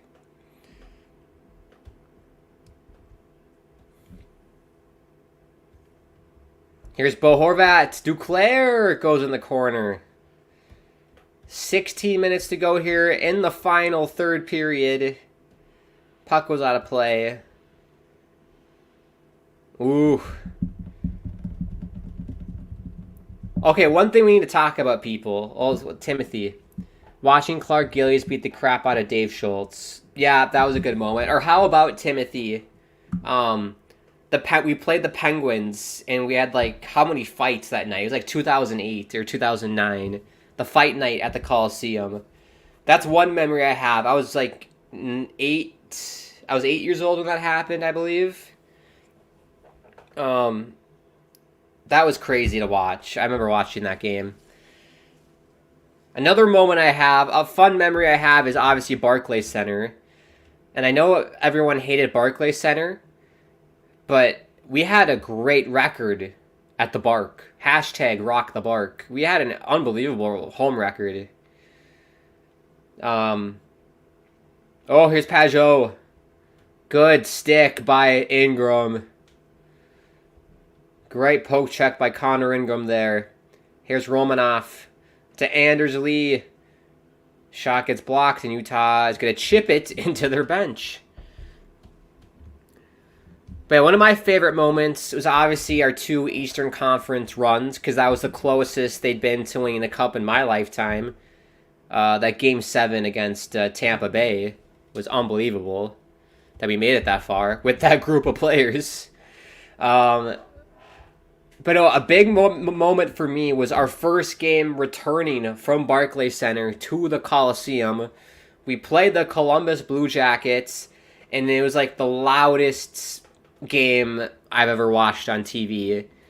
And another game that rivaled that game was the Tavares return game at the Coliseum. That was the most insane thing I've ever seen in my entire life. And I'm so glad we beat the crap out of Toronto that night. That was great. I feel like that was therapy for a lot of Islander fans that night. So,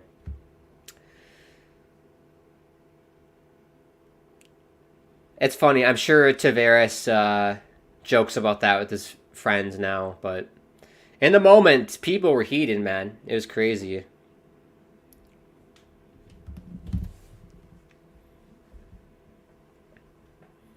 Also, Timothy, where do you think the Islanders are going to finish this season? I have them finishing second in the Metro this year. I've been very pessimistic about this group in years past, but this group, this year, with Duclair on the first line, Patrick Waugh behind the bench, our goaltending with our defense, we're getting goal scoring. I think we have a very, very good shot at being second. And if we don't give up third period leads, that's a thing that we need to fix. And I know we had that game against the Rangers in preseason where we had a big lead and blew it, but it's preseason. I'm glad that happened in preseason and not, I guess, tonight. We had a big lead and we're blowing it, but if we can fix that, I mean, think of all the points we lost because of that. So I definitely could see us finishing in second. And the Metro is very weak this year. It's the Wild West. It's the Wild Wild East in the Metro. Kessler Lane! Back door! Oh! Did Varlamov get a piece of it? Either way, it doesn't go in. And we got a penalty against the Islanders. I think Kyle Palmieri tripped up Clayton Keller. Oh. We had an odd man rush going too.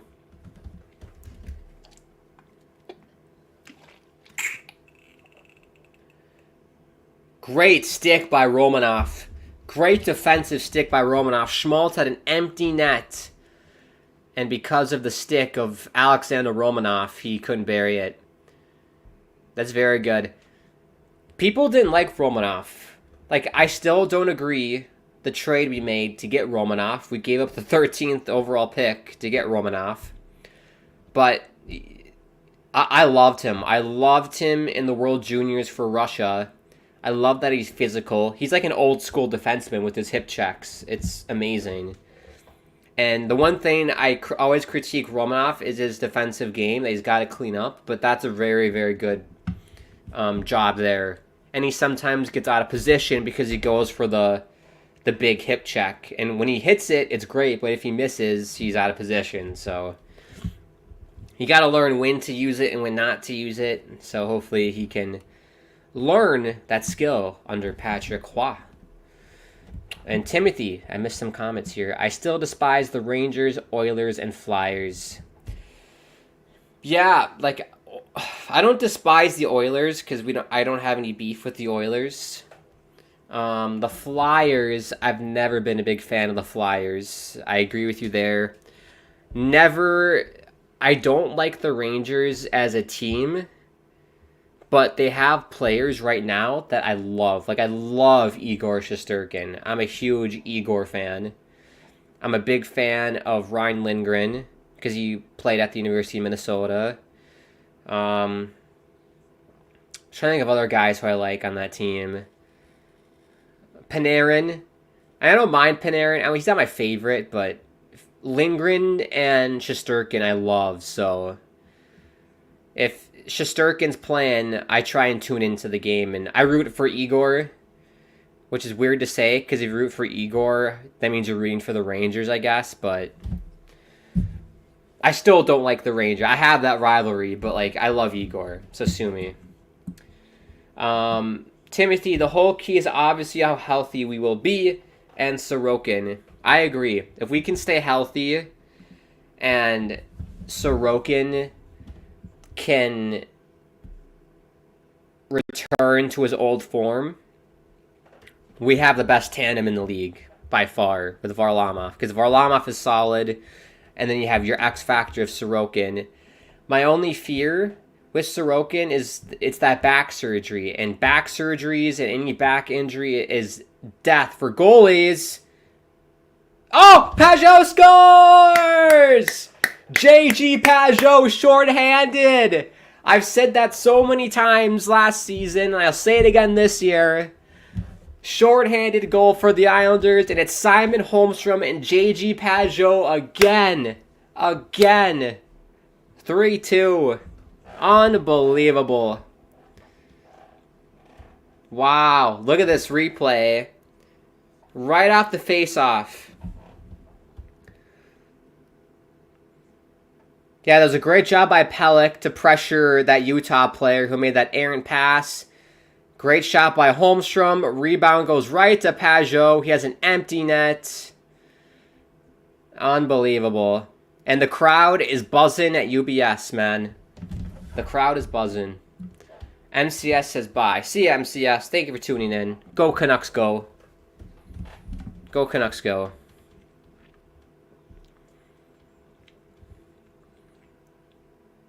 21st career goal, shorthanded goal, excuse me, for JG Pajot. Let's just not give up a power play goal, please. Let's not give the one up here. Here's Keller. Up to the point for Sergachev. Keller. Cross ice! Oh, they score!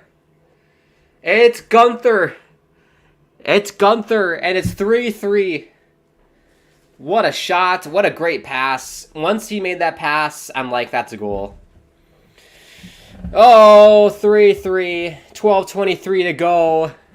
My prediction is out the window now. I said 5-2 at the start of the stream.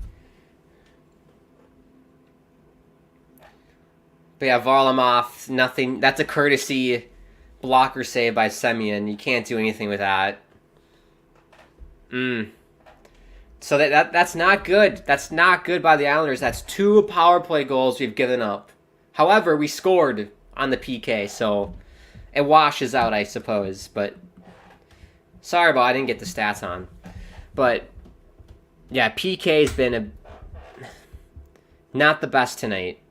Oh my gosh, again!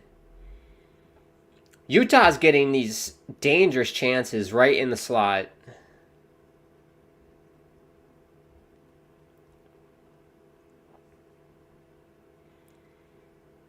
Good block by Romanov. This has been the game of momentum swings. It's like it was Islanders, and then it was Utah. And it was Islanders in the first, and then Utah at the end. It was basically all Utah in the second. All Islanders for the first half of this period. And now I feel like it's more Utah now. Goodness me. Ooh. Dobson shot. Deflected out. Then he's got to regroup.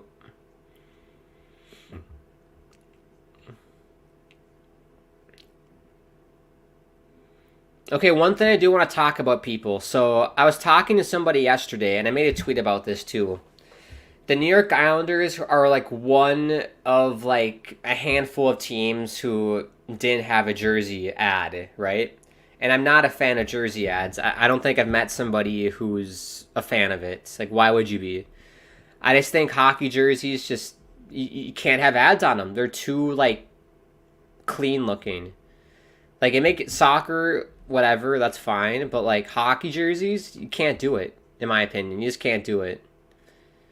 The only time you should have a patch on your jersey, if it's like an anniversary patch or you're honoring a player or something or a Hall of Famer, that's fine.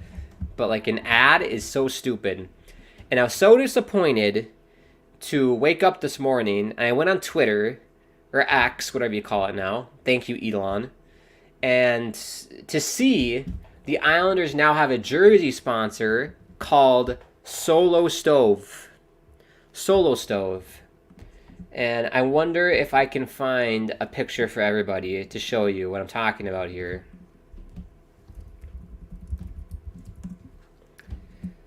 Very disappointing.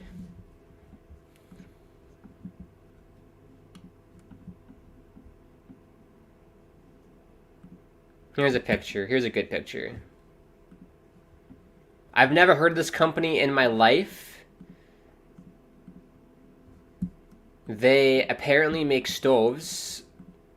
They're a stove company, and Snoop Dogg is a sponsor.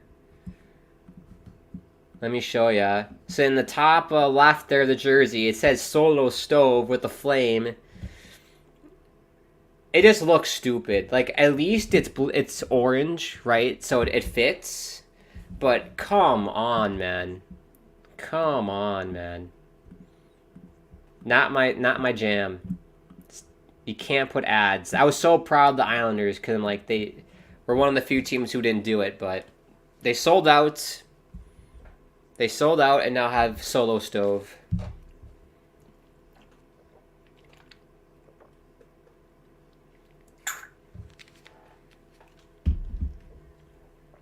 Oh! Double minor for high sticking on Ian Cole. Wow.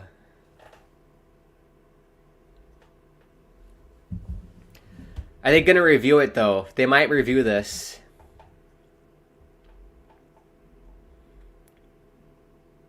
The head coach for Utah, I don't know his name, but Baldy over there is very pissed off.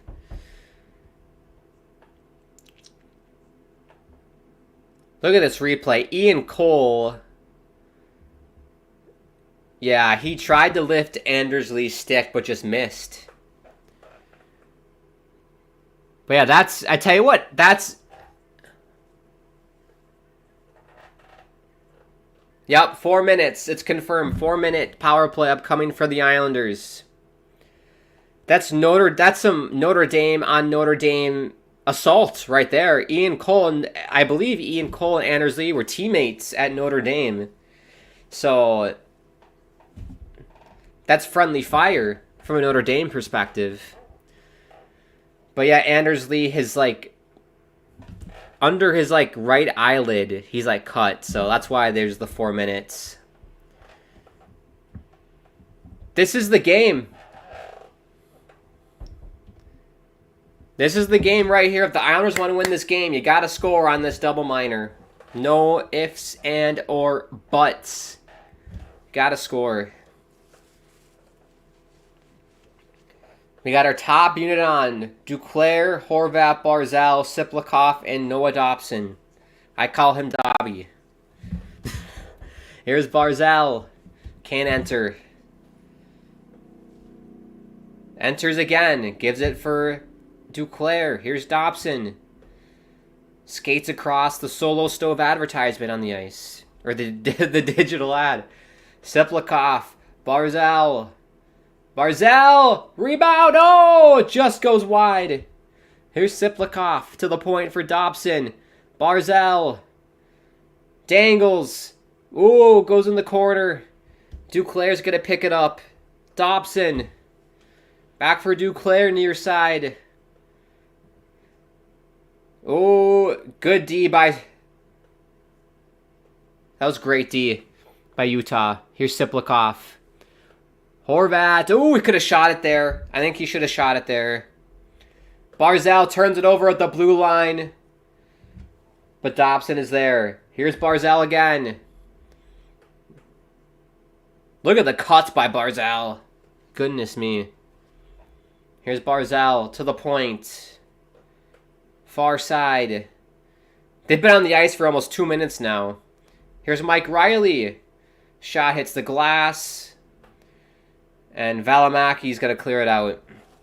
We got 2:15 to go here on this power play. 8:50 left in the game. It is 3-3 in the third period. The stakes could not be higher, and it's opening night for the Islanders. Kesterland's going to clear it. Yeah, I thought Bo Horvat, he had that chance in the slot there, and he opted to pass it out wide for Barzal. I think he should have shot it there.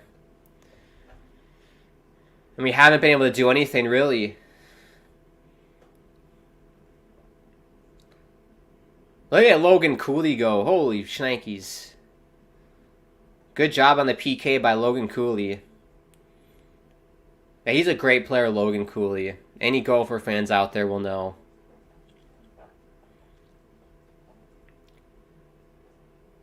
Here's Barzal for Bo. Duclair. Ooh, good block by Valimaki. We got 1:05 left of the power play. I have blue balls, Islanders. You're giving me blue balls. Here's Duclair. Dobson. Barzal. Dobson. Duclair. Good block by Sergachev. Great block by Sergachev. Yeah, this power play, we're too cute. I don't think we have a shot on net this power play. Here's Dobson. Duclair to keep it in. Puts it down low for Siplikov. 25 seconds to go on the power play. Here's Siplikov. Horvat! Saved by Ingram. Ooh, that was a good chance. Siplikov mixing it up with Valimaki. Get off, Valimaki. Get out of here.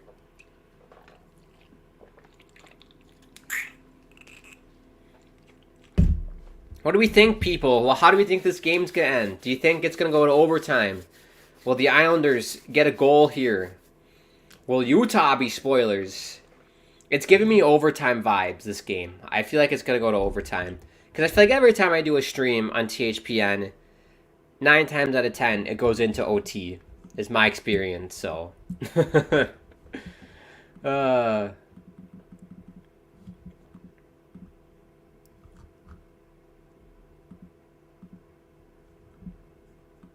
Ooh, Pulak.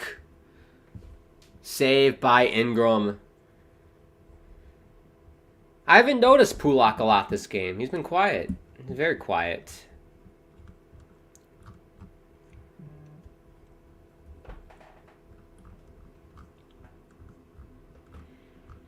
But I hope everyone's having a good time at home, wherever you're watching from. Thank you so much for tuning in. Make sure you do subscribe to THPN, bottom right-hand corner. The channel is for everyone, for all fans of all teams.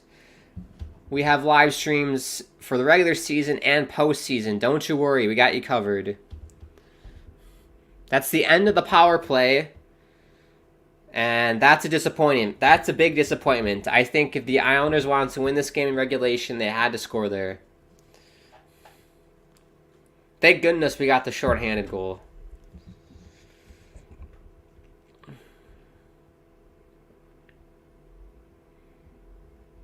Icing, Raf, or no? That is icing. 6:08 to go. Oh, they're playing Take On Me.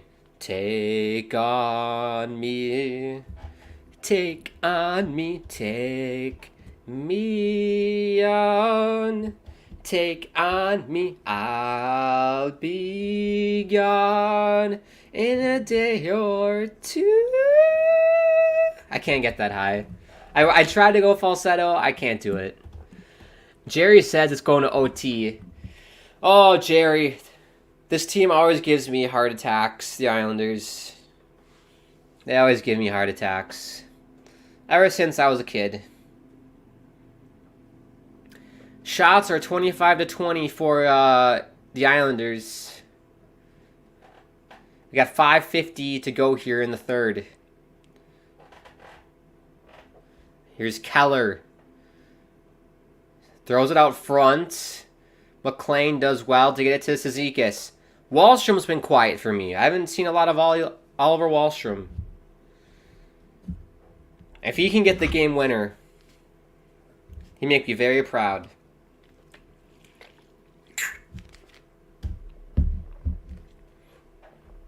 Here's Mayfield. Mike Riley. Good breakout. Holmstrom. Shot gets blocked. Riley puts it down low for Anders Lee. Good keep by Mike Riley. Lee shot and it goes out of play with exactly 5 minutes to go in the game. Wow. Yeah, there's Ian and Anders were talking there. He's like, sorry, bro. Sorry, Anders.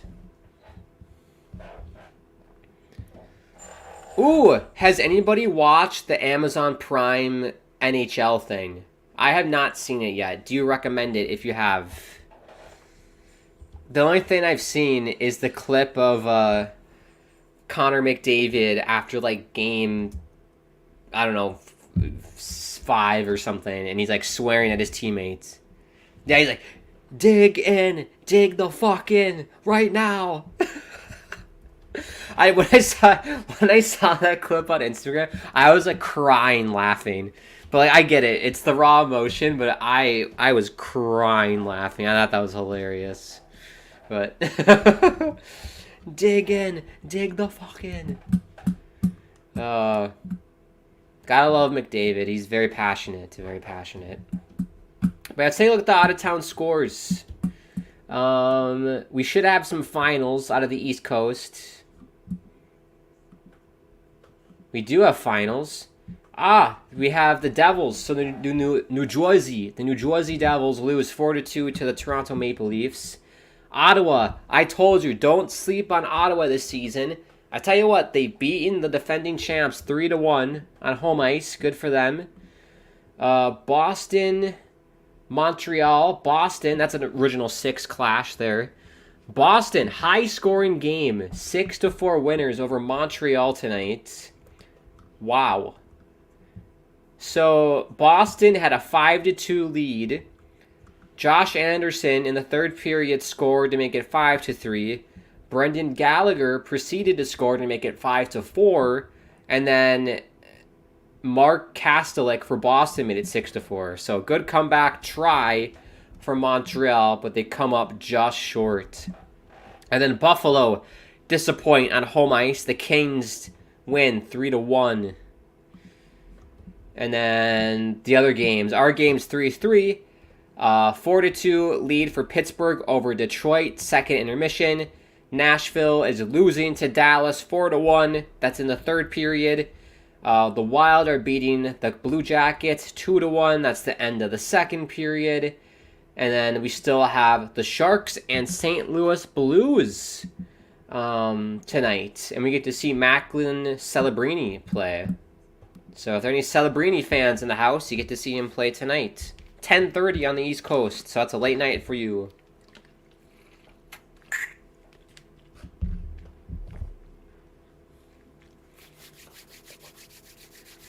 Also, how great is Connor Ingram's setup? His leg pads are beautiful. The mask looks so nice. It's simple. I love the white. I love the teal. It works. Same on the pads. It's basic, but it looks really nice. White and teal go together so well, in my opinion. You can't go wrong. So I love Connor Ingram's setup right now as a fellow goalie. Here we go. 4:25 to go here in the third. Still 3-3 game. Here's Brock Nelson. Shot deflects out of play. 4:22 to go. Did somebody predict this? I think somebody at the start of the stream predicted something like this. MCS, our Canucks fan in the house, he said 4-3 Islanders. Very good chance that could happen. Pokemon at the start of the stream said 11-0 Islanders. I'm sorry, Pokemon. That's not happening. I think that's all the score predictions we had, and everyone's vibing OT. I'm vibing OT as well. I think it's gonna happen.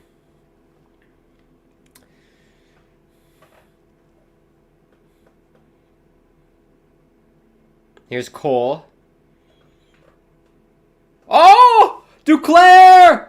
Oh, what a save by Ingram! Another save by Connor Ingram. It was like a mini breakaway for Duclair, and Ingram stretched the right pad and made the save. Oh my goodness, that's like 3 times he's robbed the Islanders tonight. He's robbed Palmieri. He's robbed Brock Nelson. And now he's robbed Anthony Duclair. What a night for Connor Ingram. I tell you what, easily could be a 5-3 game right now, if not for Connor Ingram. Bare minimum, it should be a 4-3 game. He made an unbelievable save. Superman dived across the crease to rob Kyle Palmieri in the first period. It is unbelievable. Head to my Twitter, @GrantAkeem is my Twitter, by the way. I made a post about it. I reposted the video. You gotta check it out. Unreal save. And speaking of Twitter X, follow us there at HockeyPodNet as well. And on Instagram, same handle. Anything else? My Instagram, if you're curious, is just my name, @Grant_Akeem. Check me out there. I do have a TikTok. I just started TikTok. I'm not good at TikTok, so if you want to follow me there, feel free. But I'm not a TikTok. I'm not a TikToker. I'm not. I know I'm Gen Z, but I don't get TikTok. I don't get it.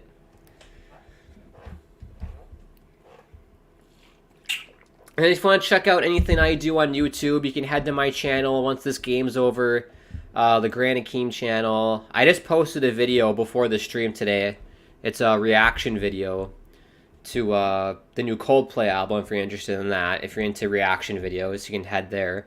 And I do live streams like this. I do gaming streams mostly, so if you're into gaming streams, it's a very chill place to hang out and do whatever. So check it out if you want. But subscribe here. If you do one thing tonight, subscribe here. That's the most important thing to do.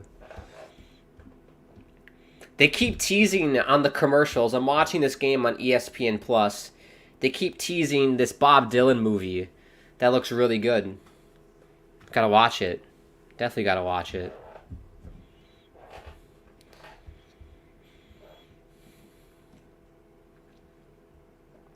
Yeah, what a play by Barzal. Knocks it out of the air. Horvat throws it to Duclair. And great stop by Connor Ingram. 3:40 left to go in the game. Well, now 3:37. Puck goes out of play.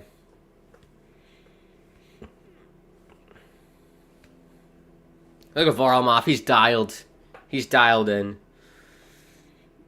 Also, if you notice, I'm bobbing and weaving. I'm not live streaming this on a boat.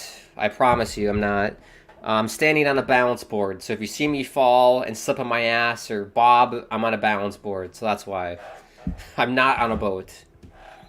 That'd be funny if I was. We're live streaming in the Pacific Ocean right now.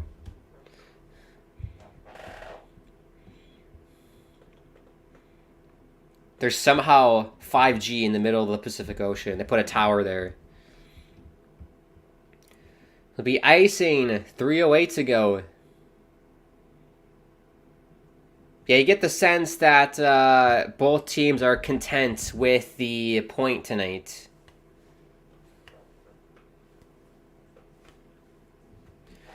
Jerry says Anthony Duclair will be a 35-plus goal scorer for the Islanders. That's ambitious, Jerry.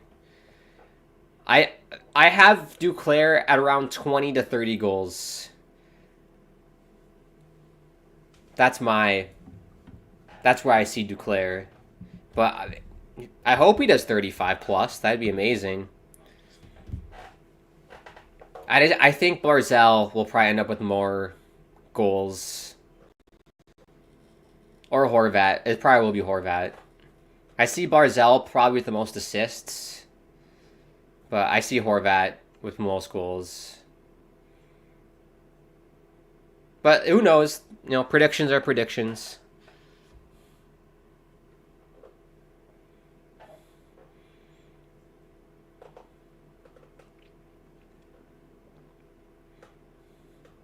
Puck is just stuck behind the Islanders' net. Squeaks free to Kyle Palmieri. It's 3-on-2 for the Islanders. Nelson stays on side. Shot scores! Siplikov! Siplikov buries it, and it's 4-3. 2:07 to go. Oh, what a bomb. Excellent play by Brock Nelson. I thought he was offsides, but he timed it well.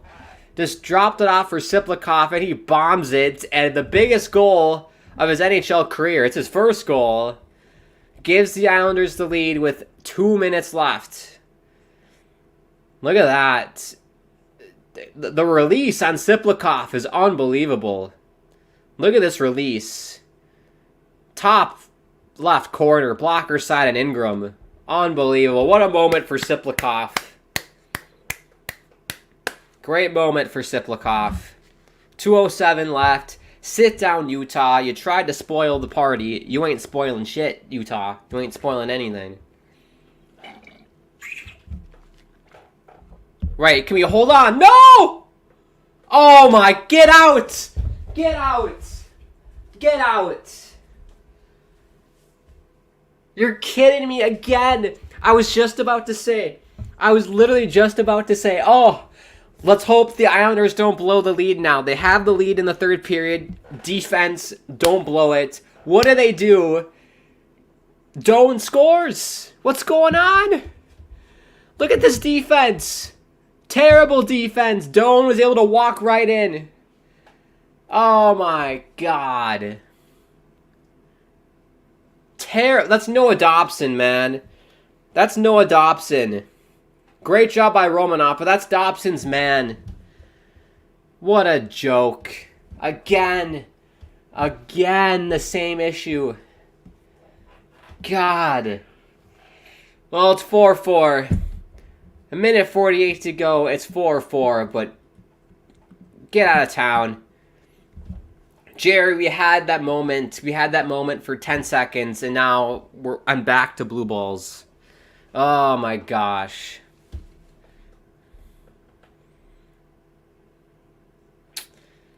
Maybe it was me, because I said, let's hope the Islanders don't give up third period leads this season, and they just did. They just did it. I just don't understand. When you score a goal with 2 minutes left, what's the message from the coach? What's the message you should be sending the players? Defense. Hold the freaking lead for the next 2 minutes. Defense first. Defensemen, don't pinch. Don't do anything stupid. Stay back.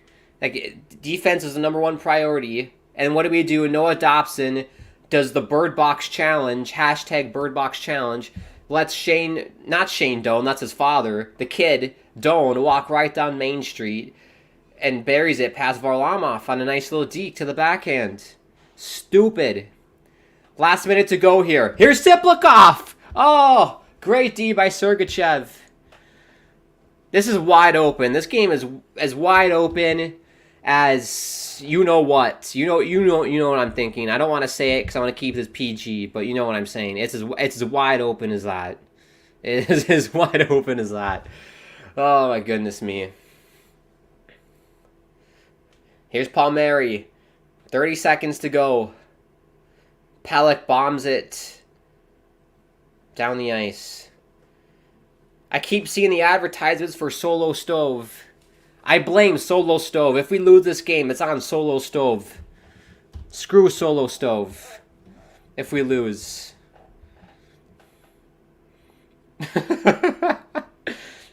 Let's start that hashtag. Hashtag screw Solo Stove. And that's it. Overtime. Overtime. 4-4 game. We had the lead twice. Both times when we scored, Utah responded seconds later. Both times. We got the shorthanded goal. Utah scored on the power play. Siplikov scores. 10 seconds later, Doan scores. Well, get your predictions in the chat on who you think is going to score in overtime. Give me the player. Give me the team and player that's going to score for each team for OT. We got to get your predictions in quick. Jerry says Siplikov and Duclair are going to be great for us. I agree. Siplikov's fantastic. Duclair has been electric since he's joined the team. They've been great. Best line of the night so far. Donnell says bullshit defense. I agree, Donnell. That is bullshit defense. Terrible. That's the Islanders. Oh, God. I thought we fixed this. I thought we fixed this from last season. Giving up leads. I thought we did. I'm so angry, I need to make a tweet. That's how angry I am. I thought this giving up leads BS was over. I guess not. I got Barzal in OT.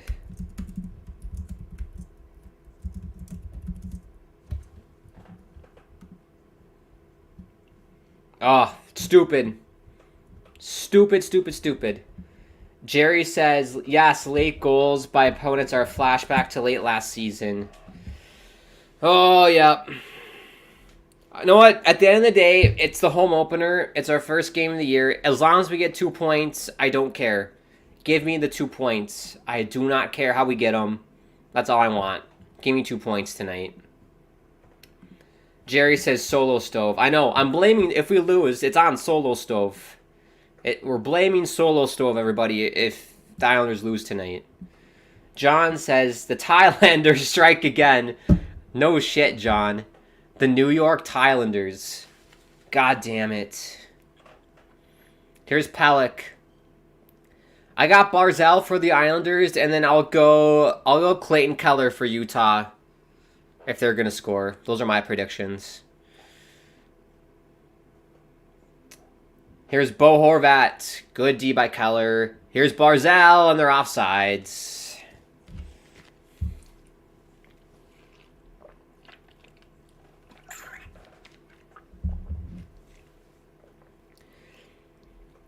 Well, hope everyone's having a fun Thursday night. You get some bonus hockey on THPN. Bonus time. Let me know who you think is going to win. We got Dobson, Palmieri, and Nelson out for the Islanders. There's John coins them the Thailanders. God, I have a suspicion Utah's going to win, man. I have a suspicion. They got Cooley on the ice. Look out for him. Here's Cooley. Saved by Varlamov. You got to look out for Logan Cooley, man. When he gets any open ice space, he is lethal. Like 3-on-3 is Logan Cooley era. Like he's so good at 3-on-3. John says it's going to a shootout. If it goes to a shootout, John, we're losing. Like we don't win shootouts. None of our players know how to deke or score in shootouts. It's like they turn into mites. They don't know what to do. They either dangle themselves where they lose the puck. They either shoot and miss the net, or they shoot it right into the chest of the goalie. They don't do any deking. So pray to God this game doesn't go to a shootout. This needs to end in overtime if the Islanders are going to win tonight. Or the laws of gravity need to change, because that's how the Islanders just don't win shootouts. They just don't. It's a law of nature. Here's Keller at the point. Drops it off. Here's Hayden. He got the first goal for Utah tonight. Hayden pass. Goes out of the zone, and they're going to regroup. Here's Sergachev. He's got room. Keller! Saved by Varlamov! Ooh. I told you, Keller. Go, go, go! Here's Barzal. Horvat. And they're going to circle back. Here's Pelech. Pelech, god damn it. Jeez, you can't do that against Logan Cooley, man. You cannot do that, Pelech. You're not fast enough. Here's Duclair. He's galloping. He's literally galloping. Here's Duclair. Circles behind the net. Drops it off for Dobson. And Dobson turns it over. Here comes Utah. 3-on-1. Dursey. He's got Cooley. Gunter. Scores! Dylan Gunter, his second of the night, spoils the party at UBS Arena, and Utah takes it 5-4. Oh, it's the same. It's the same. Am I in Groundhog Day? This is Groundhog's Day. This is bullshit. It's the same thing. Twice. Third period leads. You get the shorty. You give up the goal 15 seconds later on the power play. Siplikov scores. 2 minutes left in the game. 10 seconds later, Doan scores. It goes into overtime, and we lose. That happened time and time again last season, and it happened again on opening night. Oh, goodness me. I mean, it's a great shot by Gunter. But once this 3-on-1 happened, I'm like, we're not escaping this. Dobson did his best to cover Logan Cooley, but it left Gunter wide open in the slot, and Varlamov's hung out to dry. He's hung out to dry, Varlamov. Unbelievable. I'm angry about that. John says Gunter is going to be an all-star, scored the first Utah goal, then scores the OT winner. Wow, exactly, John. 5-4 game, and Utah wins it. The final shots, by the way, and then I'm going to close this stats thing. 26-25. Very even game, honestly. That game should have ended in a tie. I thought both teams did well enough to get a point, so it's a fair result. But Islanders should have gotten the 2 points out of this game. You can't, when you have a lead with 2 minutes left in the game, and on the ensuing shift, you give it up, that's unacceptable. Like, the shift after you score a goal is the most important shift in hockey. And if you played hockey, that's literally like hockey 101. When you score a goal, what does the head coach tell you? Especially with 2 minutes left, what's he going to tell you? Defense. Defense. Stay behind the puck. Don't let the puck get behind you. And Dobson did not listen to that. He let Stone go right by him, and he basically had a breakaway and scored, did a little backhand move on Varlamov. And so it's so frustrating. And good for Utah. You know what? Good for them. Well-deserved. They never gave up. They easily could have given up. You give up a goal, 2 minutes left in the game. They could have been like, shit, well, whatever. But they didn't give up. They tied the game up. And that Utah team is filled with young talent, and they're built for 3-on-3. Like Clayton Keller, Logan Cooley, Gunter, Dursey, all those guys. Like, they're young, talented, skilled players that thrive in 3-on-3 overtime. And the Islanders don't necessarily have that level of talent besides Matt Barzal, Horvat, and then I guess you could include Duclair. Other than that, a lot of our players aren't super skilled like Keller and Logan Cooley, but I digress. Well, let's end this before I rant for another 20 minutes, because I'm going to keep ranting. Jerry says February 2nd day. It is Groundhog's Day, Jerry. That's what today is. October the 10th, for New York Islander fans, it's Groundhog's Day. The same thing happened over again. The same exact script. It's almost like Steven Spielberg wrote it. It's the same thing. Oh, goodness me. If I had to do 3 stars of the game tonight, my 3 stars tonight, I got to give it to Gunter. He's probably the first star for Utah. Got the game winner. Scored, I forgot which goal he scored. He scored the 3rd goal for Utah and the game winner. My 2nd star of the night, I got to give it to Connor Ingram. Connor Ingram made some massive saves for Utah in this game. Absolutely massive saves. The one he made on Kyle Palmieri is unbelievable. Superman dive. This happened in the first period, by the way. Superman dived into an empty net, basically, because he was behind the net trying to play the carom, but it took a bad bounce off the glass and popped out to the slot, right to Kyle Palmieri. Superman dove, blocked it with his arm. It was unbelievable. Head to my Twitter. I'm sure you can find it online in the highlights, but that was a huge save in the game. I think that would have made it 1-0 early, right, in the game. And it would have been the difference. We would have won in regulation if Palmieri buried that. So Connor Ingram is my 2nd star. Great game by him. He had a great game against Chicago the other night as well. And then my 3rd star of the night, I'll pick an Islander. Man. I'll give it to Siplikov. He was great on the second line. I thought he was going to get the game winner, Siplikov. That would have been a great moment. First NHL game. Came over from the KHL last summer. A lot of teams were hot on Siplikov. It would have been a great moment, but it didn't happen. So I'll give Siplikov the 3rd star for me. So Jerry says, oh well, congrats to Utah and welcome to the NHL, but let's go Islanders, yes.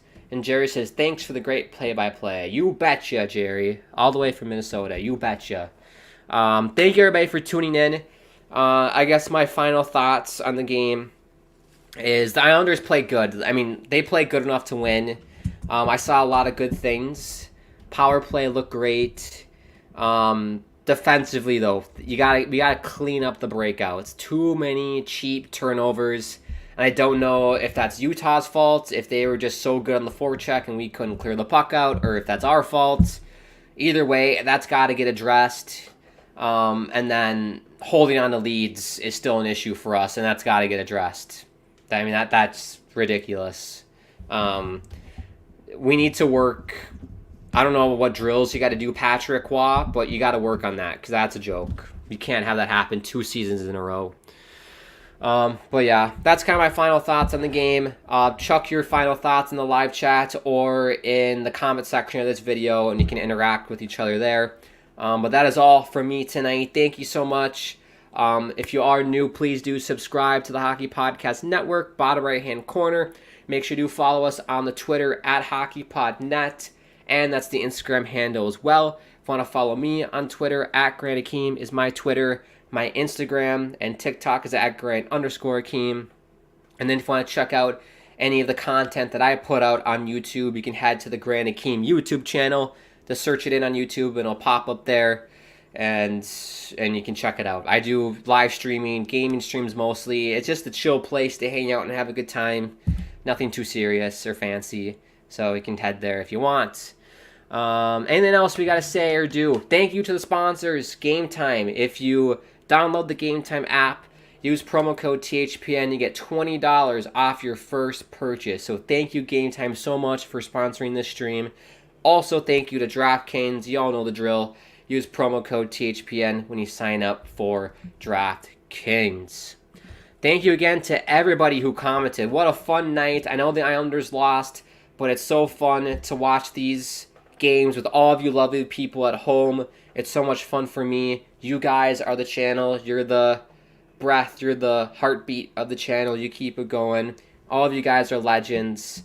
Thank you so much. And I always like to end any stream I do by saying, it's such a crazy world out there. I'm sending all my love, like it says back there, from me to you and to everybody around the world. I could use some love right now. Hope we're doing well. Hope we're doing okay. And I hope you have an amazing rest of your day. And the next stream for me on THPN will be Saturday. I will be covering the New York Islanders when they take on Dallas, the Dallas Stars. And that'll be in Dallas. And that'll be a 8 p.m. Eastern start time on Saturday. So I hope to see you then on Saturday night. And I hope to see you on my channel if you want. I probably will do a stream next week at some point. So hopefully I'll see you there, whether it's THPN or my channel or on Twitter or any Instagram, whatever. So thank you again, and I hope you have an amazing rest of your night. Congrats to Utah. You guys are the best. Any comments we didn't miss? Andrew says, well, Islanders did not win, Andrew. Islanders did not win. That was all Utah. John says, thank you. Same for you. Yes, thank you, John. Thank you. You're a legend. Andrew with the hearts. Utah won 5-4, Andrew. You got to watch the highlights because it was a roller coaster of a game. Shout out the Bleachers. The roller coaster song. That's a good one. So come a little closer. There's something I got to tell ya. You're such a roller coaster. And a killer queen you are. It was a roller coaster of a game. Utah's on fire. They are. 2-0 Utah. How about that?